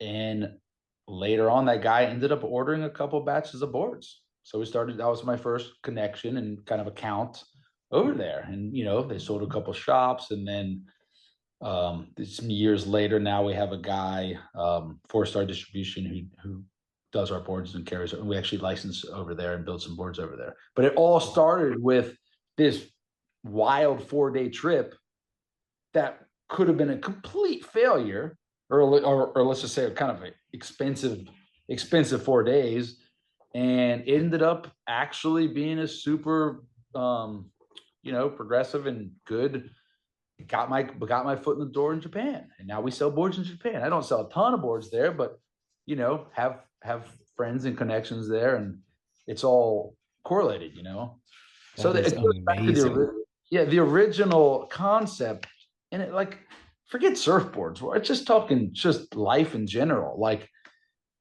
if you have any desire to go to Japan, just go. Yeah. And don't wait till you have this like, oh, I'm going to go with this guy, because they have it dialed already. Right. If you want to go, I mean, if you want to surf big waves, it's not a bad idea to go with someone who knows how to do it.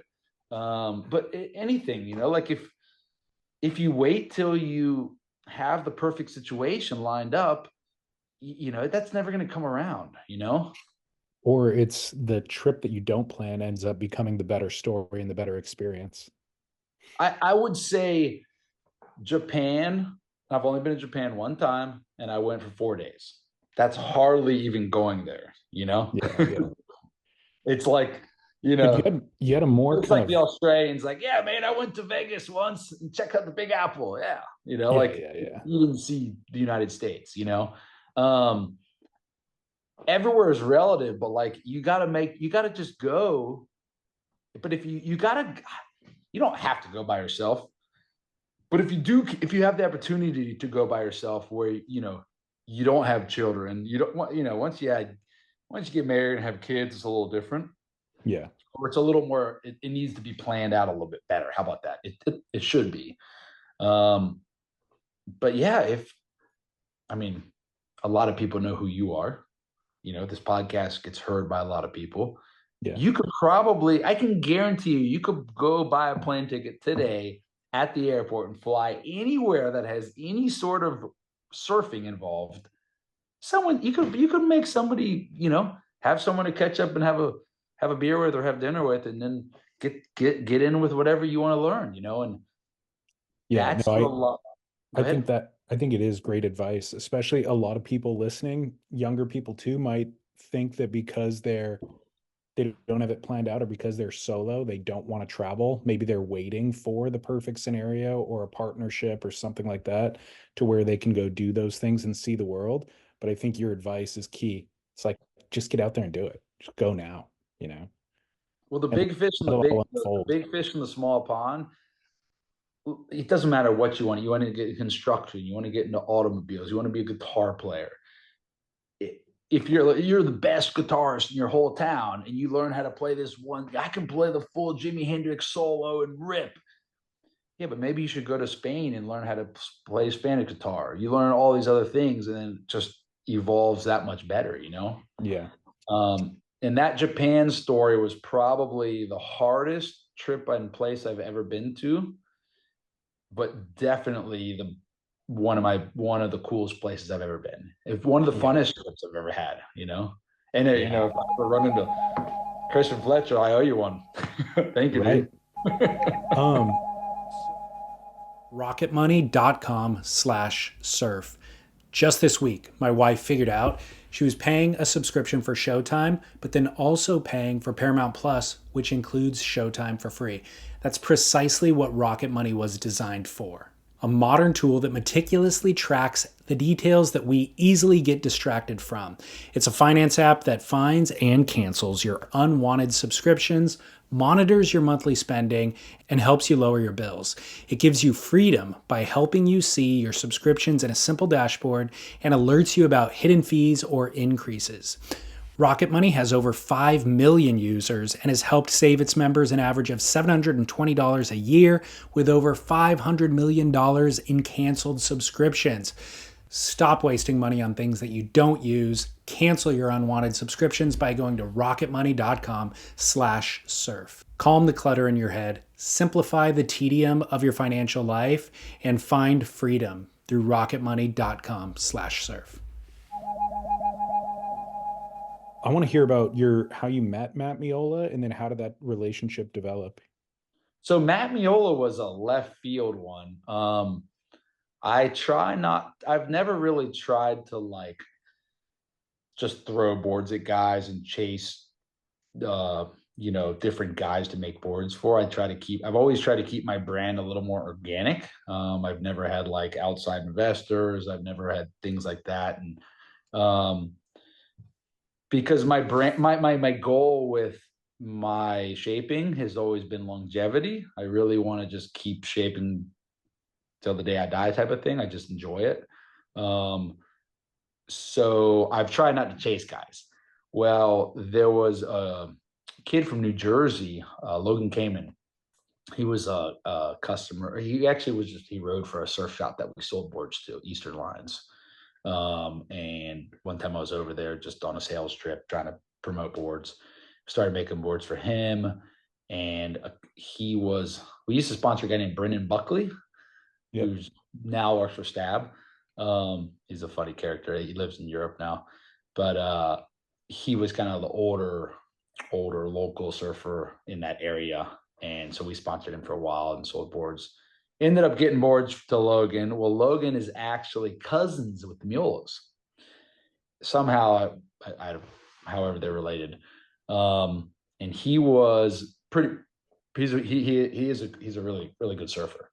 And he was at the U.S. Open. I believe it was the U.S. Open Juniors event. He got in, and we had been making boards for multiple different guys, and had done our boards have done well there a couple of times. So yeah, Logan basically was there, and I think Matt was there, like kind of, I don't know, just helping him out, and saw his boards, and we're like, oh, these boards, your boards actually look pretty good, like, you know, good luck in the thing and whatever.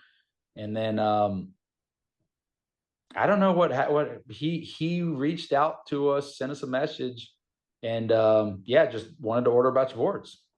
So he just straight up was just kind of like a customer style, you know.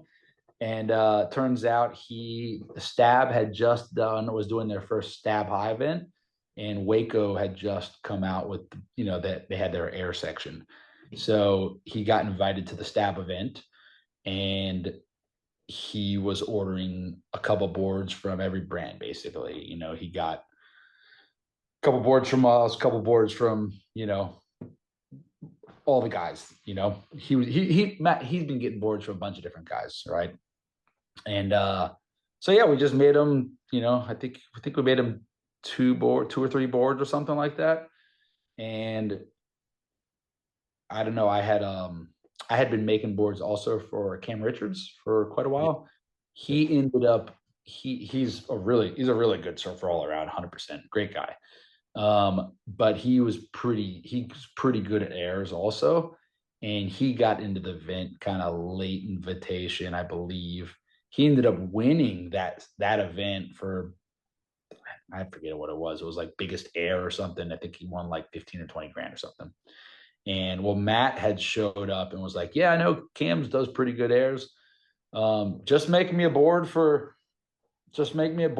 can do airs and can land airs. That's the biggest part, because I can do airs on any freaking board. You know, this guy's one of the best aerials in the world. You know, he's like, a board needs to keep speed, needs to have pop, and needs to be able to land. And if you don't put enough foam up front, the nose can just flex too much. If you do all epoxy, it can bounce. There's a lot of different theories. And I was like, well, it's the wave pool. We should definitely do epoxy. That's what everyone says works best. And he was like, I kind of hate it. I hate styrofoam. I don't like styrofoam. And I'm like, why not? He's like, yeah, it has a ton of pop, but when you come down, it wants to bounce. It's chattery, you know? And he's like, I like to give. And he's one of the few guys out there that's trying to do airs on like pretty bigger waves. And I don't even explain his story. He's gnarly. And he's like, I've blown my knee out because boards are too strong. I don't want some bulletproof freaking board, you know? So he's like, if I'm landing right, I'll ride out of it. You know, I know what I'm doing. If I'm landing wrong, then I'm probably not going to make it anyways. I don't need the board to freaking just not flex and just freaking buckle my knees or hips.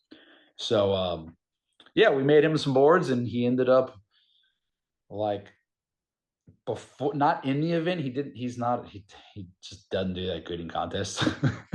But before the event, like in the warm-up, he ended up landing like some crazy McTwist flip or something and got nominated for Maneuver of the Year. Like first time trying the board kind of thing. I was actually in Europe shaping at the time, and I don't know him at all. We're not friends, right? At this time. And it just I saw it get promoted on, I think, Stab, or what it was, like it went viral, basically. And I'm like, holy crap, like I didn't, we just made him one board. I didn't even know he tried the board yet, and all of a sudden this clip went viral and it was pretty cool. And then yeah, I ended up flying over, or no, not that one. Maybe it was another one. I don't even remember which one it was, but basically somehow I ended up linking up with the guys later on. And yeah, just kind of told Matt, I was like, hey, I'd be stoked to make more boards for you. And he's like, no, I don't want to ride for anybody. Shapers are always trying to lock you down. And next thing you know, you're stuck getting these boards from the guy. I don't want to ride for you at all. No offense. I don't want to ride for anybody. And I don't really need to. I'm like, fuck, he's kind of got a point. Usually these contest guys get stuck on, if the contest guys, if they start having success, they'll keep getting boards from somebody and they'll stay loyal to them, as long as they're winning events and doing well. And then eventually things fizzle out if they stop winning as much or whatever. Then it's like, okay, you should totally try the boards too, but there's not a lot of free surfers out there that, someone like Matt's he's gonna have a long lifespan, longer than longer than probably he would have thought. And he's like, I can get boards from guys, so I ended up I was like, screw it, I don't even know him, but you're in Maui, you live right near Jaws, like if anything I can go over there and go surfing and freaking, so I told him, I was like, well, hey man, what if can I just fly over this weekend? Let's talk boards. And kind of just, and he's like, oh, I mean, I don't know. I'm going hunting this weekend. Kind of like, and I was like, if it's cool with you, like, let's just, he's like, I just want to get a couple more boards, but I'll pay for them. I'm not looking for free boards. So he ordered a batch of boards and he paid for them. And then he paid for more boards. And I'm like, dude, you've kind of spent some money with me paying for boards. Like, tell you what, I'll bring you a free board. Like, let's go surf. Let's hang out in Maui. And I showed up, and he took me deer hunting,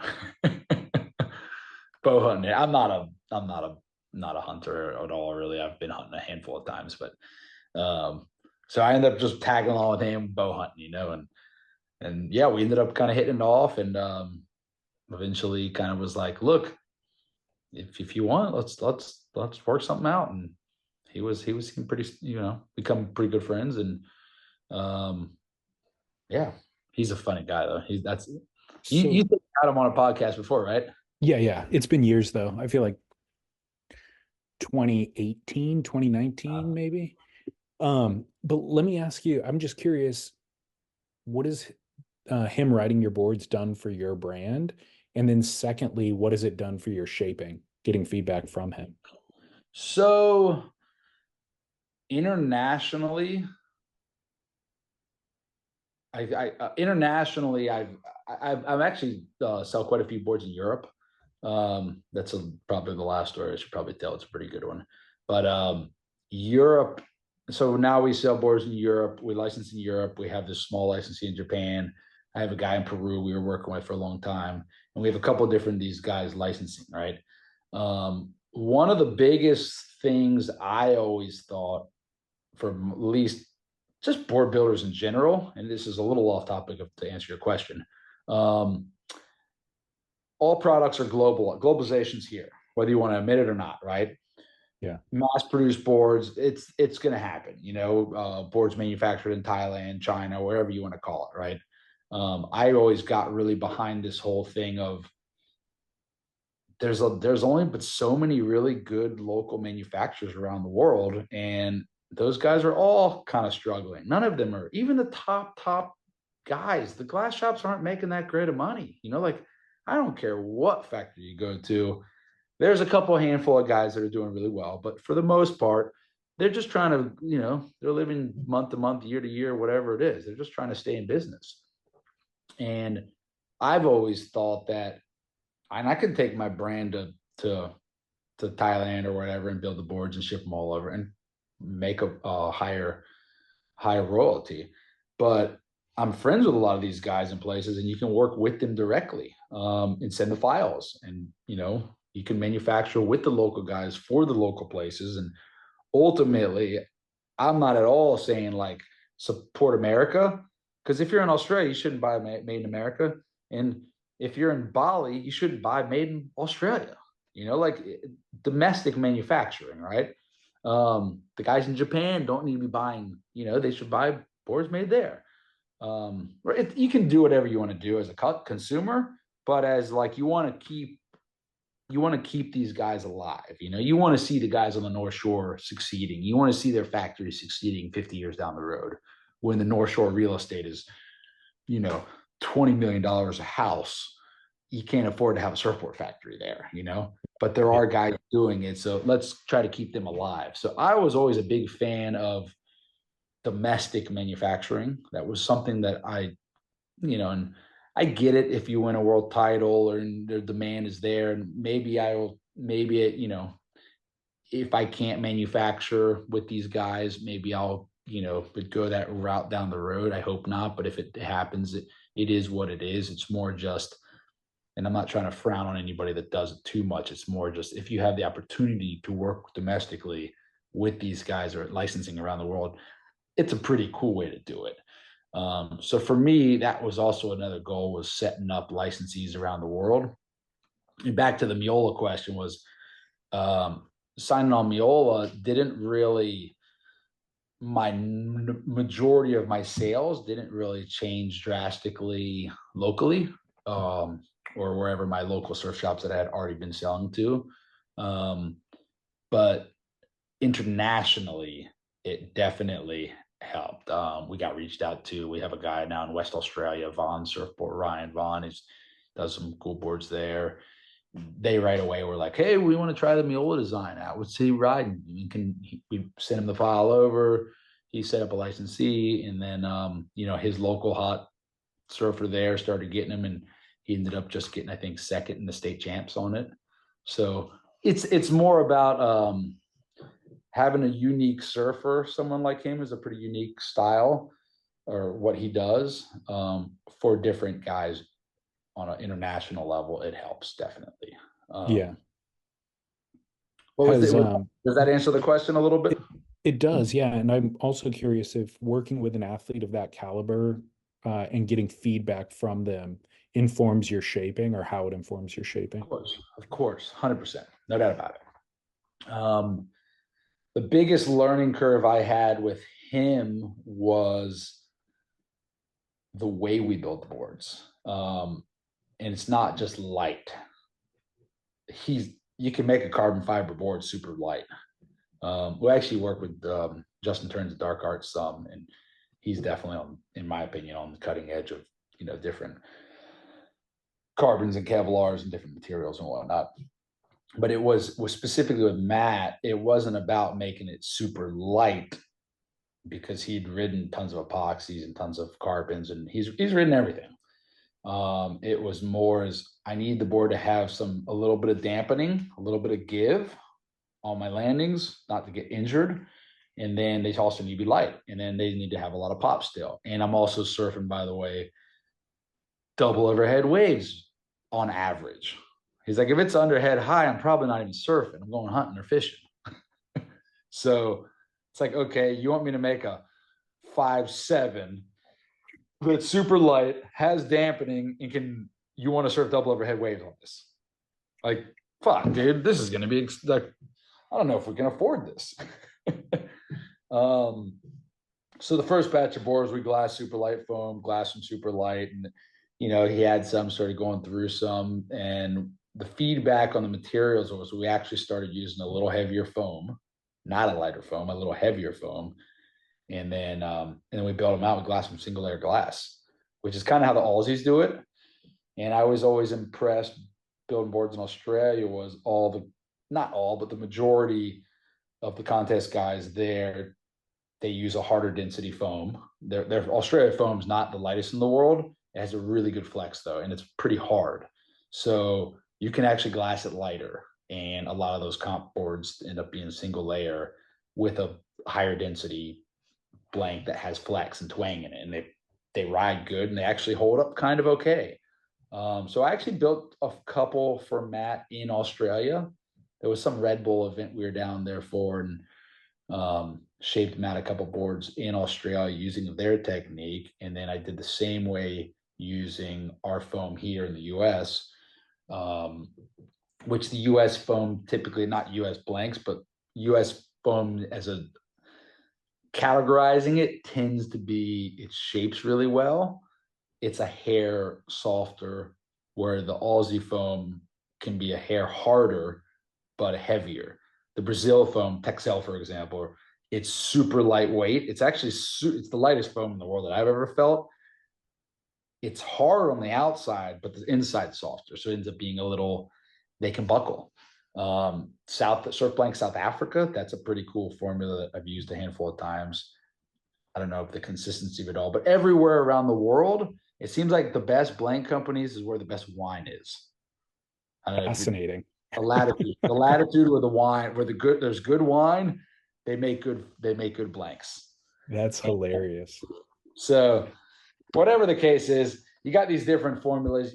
Different formulas, different climates, temperatures, and all that. And I just kind of, even the ones we made in Australia for Matt, he said, he was like, yeah, it rode great, but they were still a little more rigid. I like the ones you made better with this foam here and glass this way.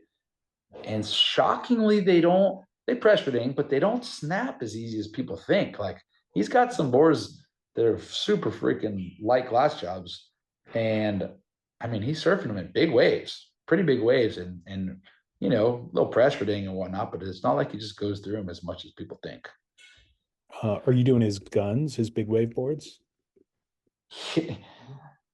He got, there's this wave called Maliko, which is like, I don't know, it's a scary slab, kind of not too far from Jaws kind of thing. Not a lot of guys surf it because it's right in front of a freaking rock. But yeah, says he got the wave of his life on this one. Made him, and it was a freaking 6'2". Wow. I mean, there's not a board that you would ever think about going out there. But he's a small guy. But yeah, the most I've learned from him recently, not the most, but he's really good friends with all the top Jaws guys. So he's out there, and he actually runs a ski out there a lot, and he watches them almost every swell, because the waves that he surfs, typically when Jaws is big, those waves aren't really, they're all washed out. So he'll usually kind of just hang out. They'll stay at his house, or him or Albie's house, and then they all just watch it. And and it's funny is my little Jaws experiences that I've had, it's not connected at all with them. So like, right. Me personally, I'm more of a fan of like that Lyle Carson style. Just, I like a heavy gun, old school style that's big, and you know, I'm not out there getting spit out of barrels. You know, I'm just trying to, you know, let's be realistic. I'm just trying to catch the biggest wave I could. So it's more like sit out the back, wait for get one wave a session, you know, at best case scenario, and be happy with that. And that's, you know, and just ride it out, you know. And that's hard enough as it is. Yeah. These guys are on another level though, and they're airdropping, they're pumping in the tube, you know. It's crazy. It's like, so Matt's watching all these swells, and he always calls me up, and he's like, you know, so-and-so's board looked insane. This guy's board didn't look insane. I'm telling you, these ones are too small. These ones are too big. And I'm like, why are you so infatuated with these Jaws things? Because he's been out there and surfed it, you know, he's definitely had some experiences out there. And he's like, I don't know. It's crazy to me that the boards are too big. Like, you know, you watch the guys towing and they're killing it. You watch these guys, and he's friends with all those guys, you know. And he's like, dude, they're just, I don't know, big wave boards still just seem, they're kind of all just slow, big plugs, and they're designed, you got to catch the wave, right? So how can you catch the wave and then have this like shrinkable nose? Like imagine if you could like push a button as you drop it in and the board just shrinks into a small, like, Terminator style thing. And now you're riding a tow board, you're killing it. So that kind of leads me to I actually put some time into Nazare and shaping a decent amount of boards in Portugal, which I still do actually. And learning the tow boards. We built quite a few tow boards over there for some of the guys. It's like the flexy noses. You want the nose to flex. Interesting. And that's kind of where I'm mentally, and I don't make a living off of selling guns at all. I make small wakeboards.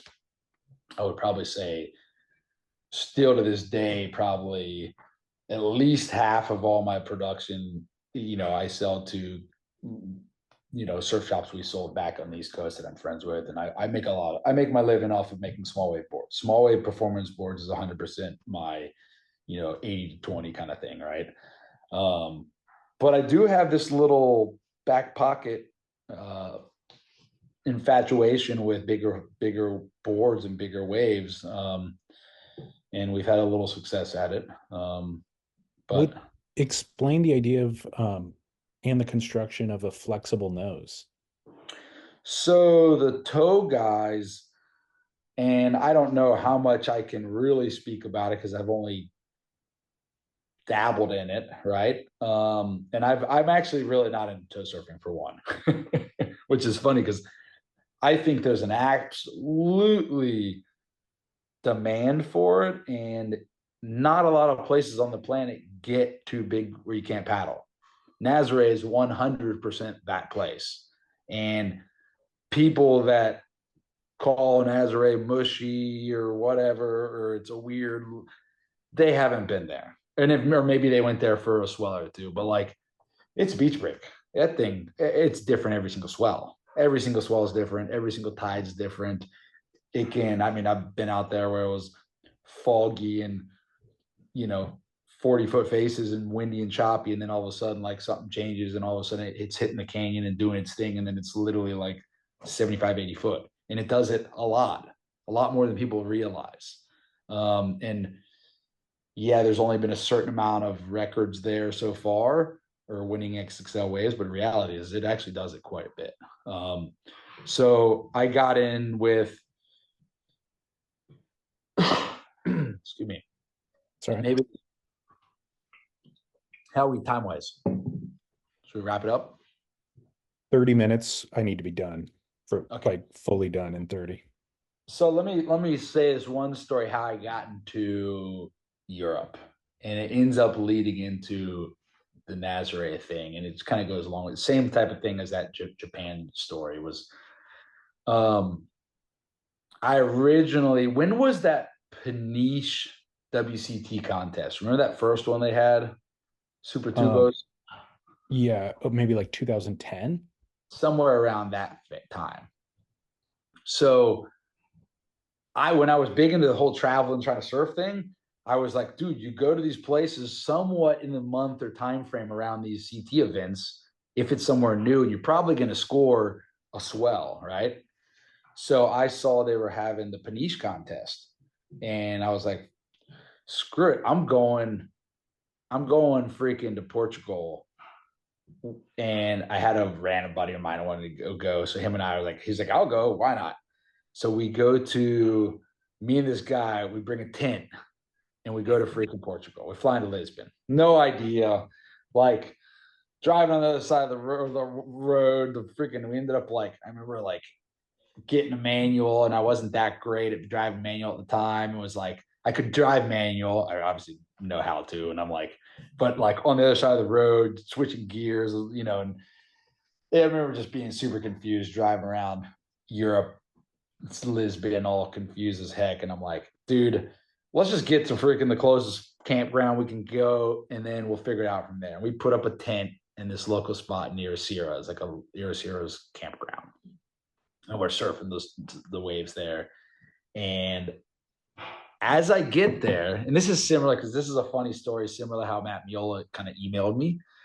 I get an email. I'm checking my emails at like an internet cafe, and I'm trying to check the surf line forecast, the swell. Like when should we go up to that area? When's the swell going to hit?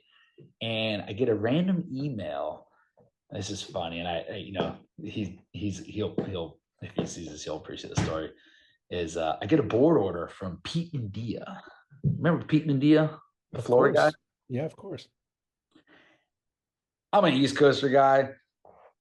He's a legend in my book. Growing up, he was he was like East Coast Aki kind of guy, The Yeti, right? Yeah, Yeti's what they called him.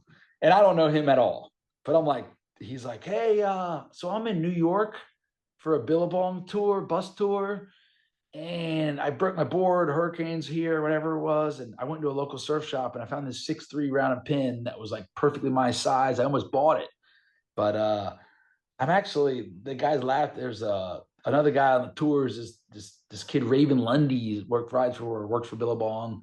He says he knows you real well, just to hit you up directly. So he gave me your email. I grew up surfing with Raven Lundy, he's an old friend of mine. And so I'm like, okay. I was like, man, I'd love to make you a board. Super stoked to get this, order from you. Big fan of your surfing. But I'm camping out in Portugal right now. I'll be back in whatever. I'll be back in a month and we'll knock it out happily, And I'm kind of get off the email and I'm like, wow, that's so random. Pete Medea just emailed me a surfboard order. Like, I don't know, kind of funny. This might have been before, like, maybe, the social media was still around, but like, I don't know, definitely probably before Instagram and all that crap, so it's like, it was exciting. I was excited about the order, and I was excited to make a board for Pete Medea. So he messaged me back.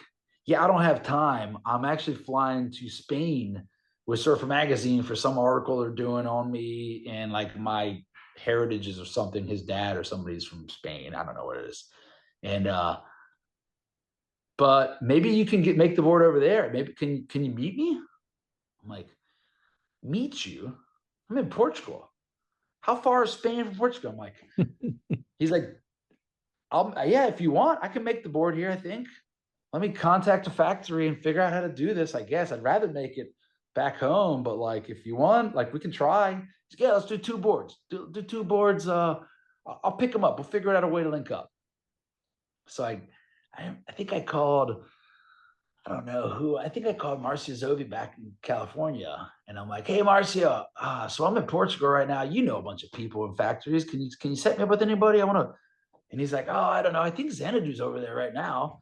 Yeah, here's Cyril. Look up this guy, Cyril Bud, runs a factory there. I forget what the name of the factory was at the time, but it was not too far from me. He's like, yeah, link him up there. I think Xanadu's even over there. Like, Xanadu, right? And I'm like, kind of, like, just through hanging out with you, but like, I'm not friends with him or whatever. So I go to the factory. Xanadu's in there. Sure enough, he's like got his whole thing on. He's got his techno music blasting. He's in there shaping boards. He's like on a full-on shaping trip, right? I'm just in. He's like, oh, AJ, what are you, cool to see you here. What's going on? What are you doing here? I'm just on a surf trip in a tent, But yeah, I got a guy ordered 2 boards. I'm gonna make 2 boards, and Marcio connected me with these guys or whatever. And oh, cool, right on. Where's the guy? A local Portuguese guy? No, American guy.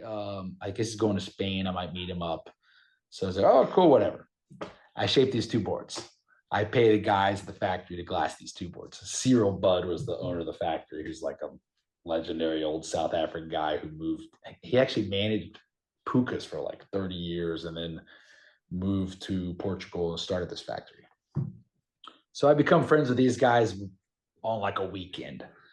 Make the boards, and they're like, man, you see, Mundaka's they're getting the brunt of the swell.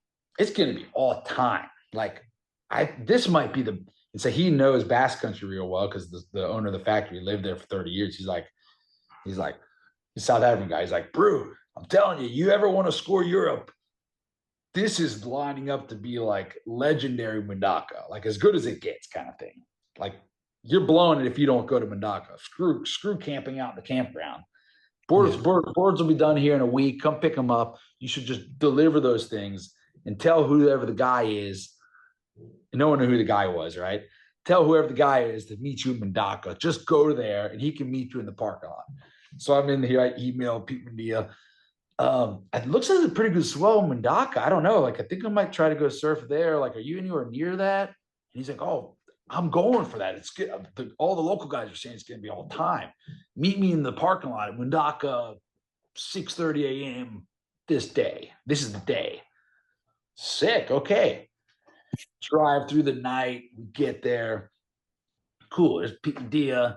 Gives me the money for the boards. Getting the boards. Nice to meet you. Rad. Sick. Well, yeah, we're gonna get some coffee and then paddle out. Hopefully, it's looking kind of crowded already, but it's actually packed. But fuck, hopefully I can get a wave or two and have a good time. Nice to meet you. Stoked to order the boards. Hope they worked out for you. Whatever. Right. Paddle out.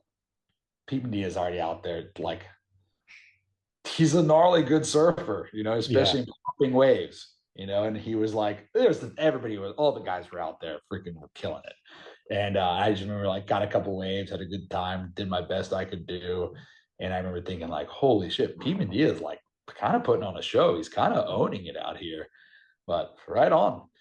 So we end up going in, link up with him for lunch or something, or in the car park. And he's like, fuck, dude, how good it was. He was just fired at me. He's like, how good of waves are these? And I'm like, yeah, it's freaking, like, I don't know, some of the best waves I've seen traveling. Like, it wasn't easy by any means. It was freaking 100 guys out. And he's like, yeah, no, I wasn't able to get that many waves either, but I had a couple good ones. I'm pumped on them. But hey, thanks so much. Fucking board, freaking working good, stoked. And some dude next to us in the car park comes up to me, a local Spanish guy, and he's like, hey, I overheard your conversation and saw that guy. Holy shit, he was fucking ripping. You shaper? You shape those boards? Yeah, I'm American. I'm just visiting, just traveling, and made these couple boards for him. We have a friend connection back home, whatever. And he's like, that was the best I've ever seen anybody surf Mundaka. Holy shit. Hey, I'm actually a shaper in Basque Country and have a bunch of orders right now, but I'm kind of busy and need some help. Can I pay you to come shape? And I'm like, nah, man, I got to go back to Portugal. I'm like, I'm only here for, whatever, another couple days, a week or something. I got to get out of here. And I'm trying to go to Super Tubos. And he's like, look, we got like, I don't know, I'll pay you to at least make 30 boards. And I'm like, 30? You don't even know me. Like, yeah, you're just going to come up to a stranger in a car park and pay him to make 30 boards? This guy's full of shit. And he's like, no. Like, listen, man, my partner's this got this big weed operation. We got the cash. We got the money. We'll prepay you for everything. And I'm like, fuck it. All right. Where are you going? Basque Country? Cool. And he's like, I was like, where can, somewhere I can stay? He's like, we have an RV. We'll park. You can sleep in the RV outside the factory. So I drive there and I'm like, I get there and I'm like, this is a ridiculous scenario. We surfed this wave called Punta Rocos up there. It was really good. Hung out with a couple of these guys. And one of the guys' father was like some famous chef. And there's like a castle on the beach. And they like have all this like crazy, he has like a TV show for cooking. So we had this like crazy big meal. And the guys come to me and they're like, no. We want you to build the boards back in Portugal. We know the guy who runs the factory. He's got a good name. Sierra Bud's a good name. Build the boards down there. We're going to give you the money for all of the boards. I'm like, you got to pay for the glass jobs, everything, my cut. And we're going to give you the money now. And they pull out a gun. Oh my God. Like a pistol or whatever. Pulls out a gun on the table. And I'm like, dude, you got to be kidding me. Is this a joke? And he's like, no, here's the deal. Give us your passport. We want a copy of your passport. We want to know where you live back home too. And then they bang out this wad of like, I don't know what it was. It was like 30 surfboards prepaid. I don't even know what it was at the time, but it was like, 20,000 euro or some crap, and hands me whatever the cash was. It was like a stack of money like this. And I just met these dudes in the parking lot, literally like that day. And he's like, the guys whose money this is, they're gnarly guys. These are like, dude, we're not fucking around. We're going to know where you are. We're not scared to fly over there. If you rob us, we're going to hunt you down.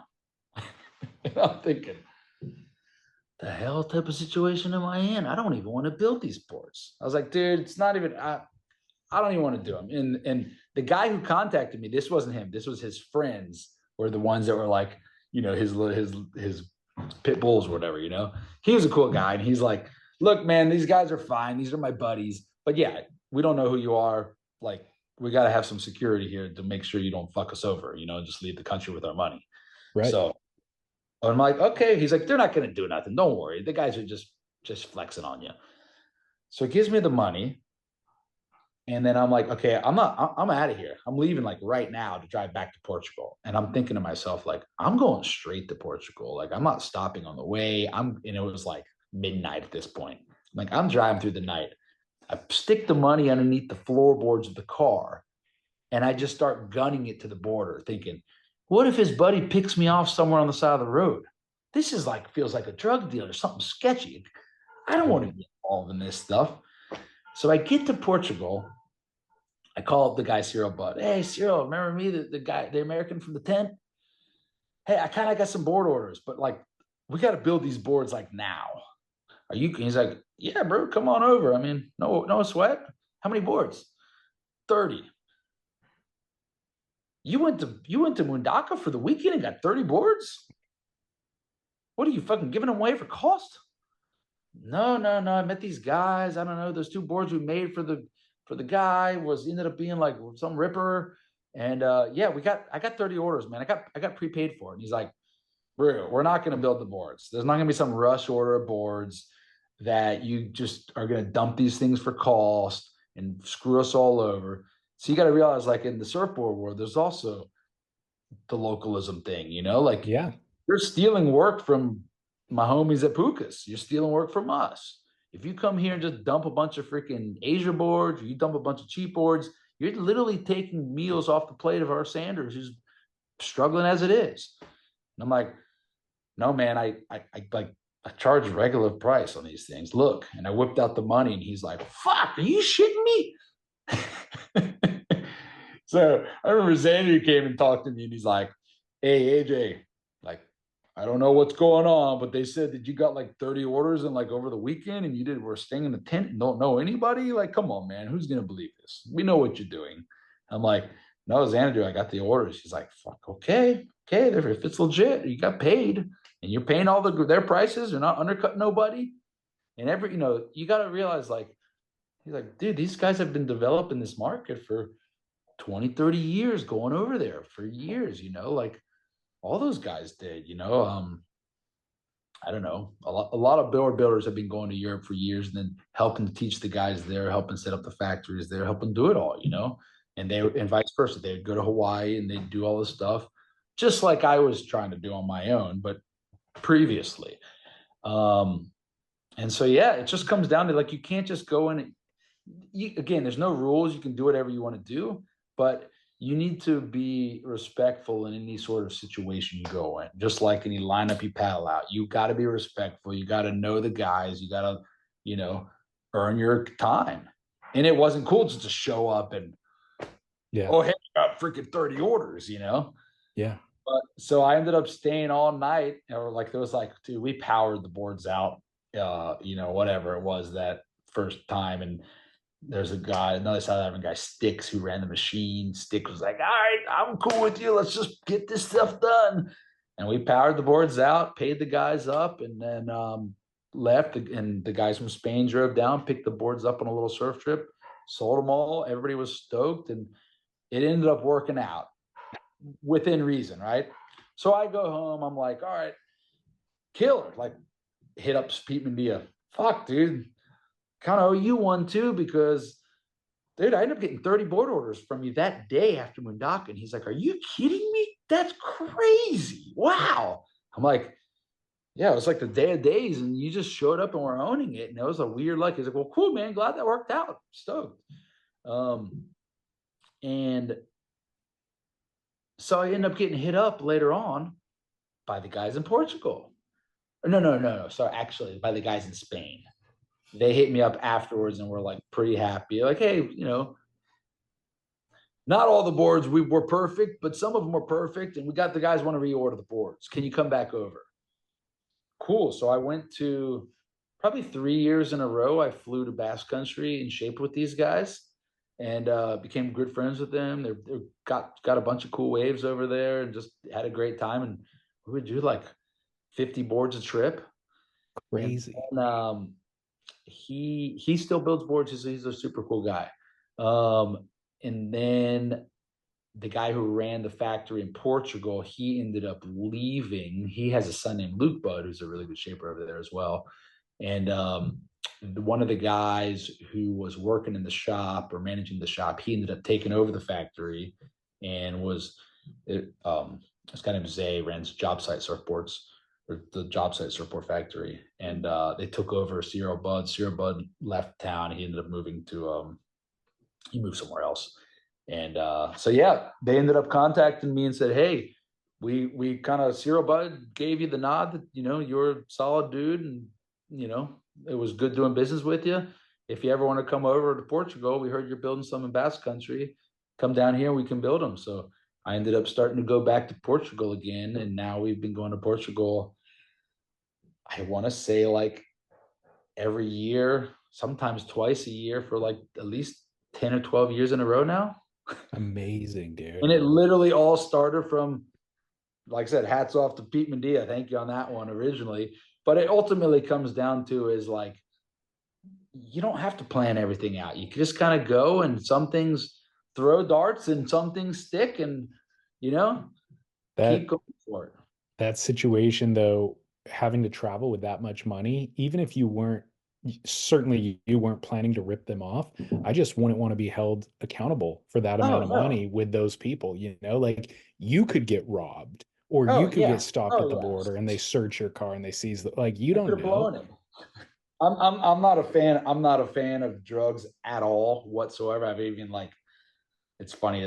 I drink tequila. I like tequila. But I've never even tried cocaine in my life, for example. And it's like, I'm scared of the stuff because I know I'd probably love it. It's just it's a bad thing. But surfers as a whole, as a culture, is a traveling, wild, youthful group of people. And it's that whole, like the guys in Europe, they all go down to Morocco. You got to do your stint, go to Morocco, go to, South Africa.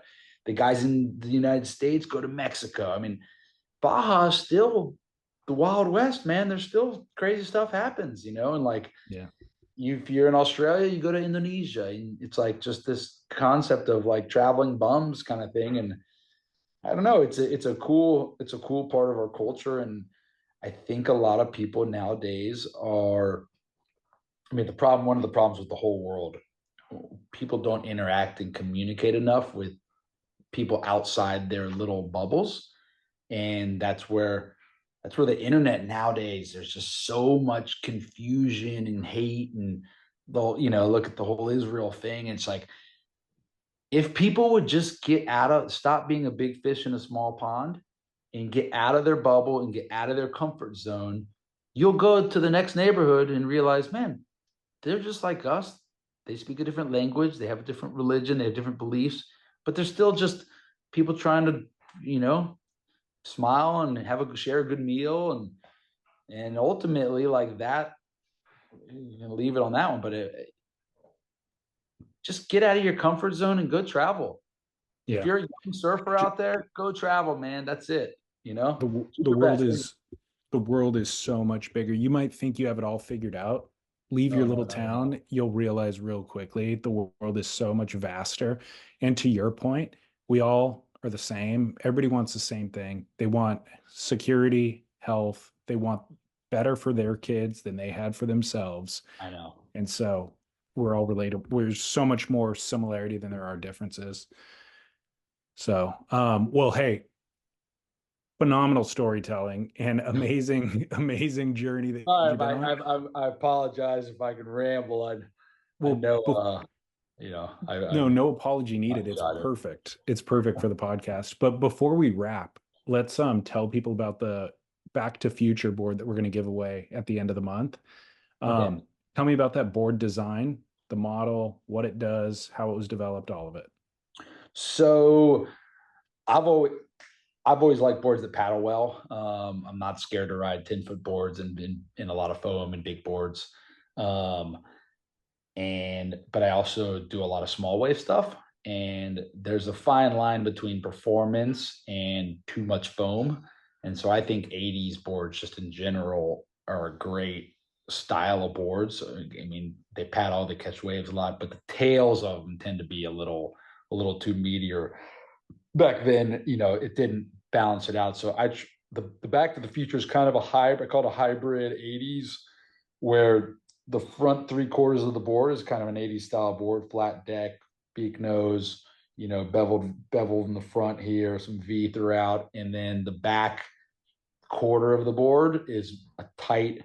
We've been doing it in the Swallow a lot, but we can do it in other designs as well. But more of a tight performance, modern rail. So the whole front of the board is definitely a little bit on the boatier side. It's got a lot lower of a tail rocker to keep speed, and then the tail has some sensitivity in the back. Well, the first one we made was Miola. Actually, I think he went to Fiji and was going to go to Cloud Break, and was like, hey, he ordered some step up kind of tube riding boards, and he said, hey, throw in an extra just weird board. And so we tried doing a flat deck kind of one, and just a little trial. And he called me up from there and said, hey, this is one of the fastest boards I've freaking owned. Like, literally, this thing's amazing. He's like, it's a little bit on the boaty side for me in this scenario, but let's wait till I get back to Maui and try it there. And he liked it. And I think the first one we made was a little bit on the wider side. So he was like, I'd like it a little bit narrower. And then we're still fine tuning it a little bit. But yeah, we think we've come to the final version of it. And it's just a really easy paddle, flowy kind of 80s board that can handle 1 foot to 8 foot, Do you ride it as a thruster? ride it as a thruster, and about, a little shorter, probably 1 to 2 inches shorter, and then probably an eighth of an inch thinner, because it does have a lot of foam and it's a real flat deck. So you can definitely ride it thinner than what you normally would ride. Got it. So Yeah, like I'll basically you can rip on it. it's just an easy all around board, easy to surf all around board for a lot of waves. And I think a lot of people that we've made them for so far have been pretty stoked. And yeah, there's an East Coast kid, Luke Warden in South Carolina, just got one. He said it's one of his favorite boards right now that he's gotten. So I yeah, want we'll do one with you guys, and we can give one away, and should be fun. Amazing. Yeah, I love that design. It looks incredible. And I actually went to Costa Rica with Luke Gordon one time. Oh, really? Yeah, probably like 8 years ago or something. And he He's a was super polite, nice kid. super nice kid, but also he was like kind of the standout of the trip in terms of surfing. Really great style. He would get shacked beyond anybody else. He rips on the guitar. He's always brought guitars traveling with him. He's, QS guy, always traveling, whatever. And he just freaking got into a band, and he's like, they're like going for it. If you Wow. look up Luke Gordon's band, I think it's called Winya, and they're like touring right now. Amazing. Good for him. Super random, but Cool. yeah. Hey, lastly, I told too is we my guys at my shop, whatever, like, hey, uh that's funny is they're all stoked on the podcast, and they all heard the first series. I didn't even listen to the first part of it because I was like, I don't know, I'm not really a podcast guy, too into it. And they were all jazzed up on it. They're like, hey, mention the glass shop. So anyone needs we got a full glass shop in San Diego that we've been working with a bunch of different guys. So anyone interested in some glassing or whatnot, those guys can handle it too. So What's the but name of the glass shop? no, we don't even have a name. Okay. So just reach out to AJW. AJW. Okay. But Shout out, all shout good, out to yeah. the glass shop. I appreciate connecting with you, and then I guess just in general, there's a lot of board builders all over the world, and a lot of people build really cool boards. If you're a customer out there, don't be afraid to work with different guys and work with, I always thought too, like work with shapers that are kind of your build. It kind of seems weird, but like, if you're a big dude who likes big waves, and call up Carson, he's a big dude who makes big wave, big boards. If you're a lightweight, ripper, get a guy who kind of does that. If you're an old dude who likes certain type of longboards, contact the guy who does something similar. And you're probably, if they're real surfers and they like surfing and still surf, then yeah, they're going to connect with you. And that's kind of a little tip. Like sometimes I get some older guys call me, hey, I'm 65 now. I used to ride this, now I'm riding that, and I want to get this style of board. And sometimes I'll be like, hey man, call up my friend so and so. They're killer at that, and try to share the work with different guys. And that's the cool thing about the surfboard world, I think, is that there is a really cool network around globally, and working with different guys in different countries is something that I always thought was super cool, and it's fun, and it's keeps the whole thing alive, keeps it going. Yeah. Well, that's good advice. Yeah. All right, Adam. Well, thank you again, man. Really great to chat. Yeah, I appreciate it, and we'll talk soon. Okay. Happy St. Patrick's Day too. Likewise. Enjoy. Hold on. All right. If you want a good beer, Easy Rider. Oh yeah. I'm good friends with Miola's, and Lily Miola's boyfriend runs the whole thing, and he's got Matt Miola now and Nathan Florence. I think Robin Chowder is somehow involved in it, but they got this beer brand coming out, and I think it was funny is he actually does kombucha also, and they were like, we don't want kombucha, we need some good drinking light beer, something we could have at the factory for the guys. And they didn't make it for us, obviously, but they've been hooking us up with some. It's pretty good stuff. Sweet. Great. All right. I'm good. Happy St. Patrick's Day. All right, man. You too. Thanks. Surf Splendor.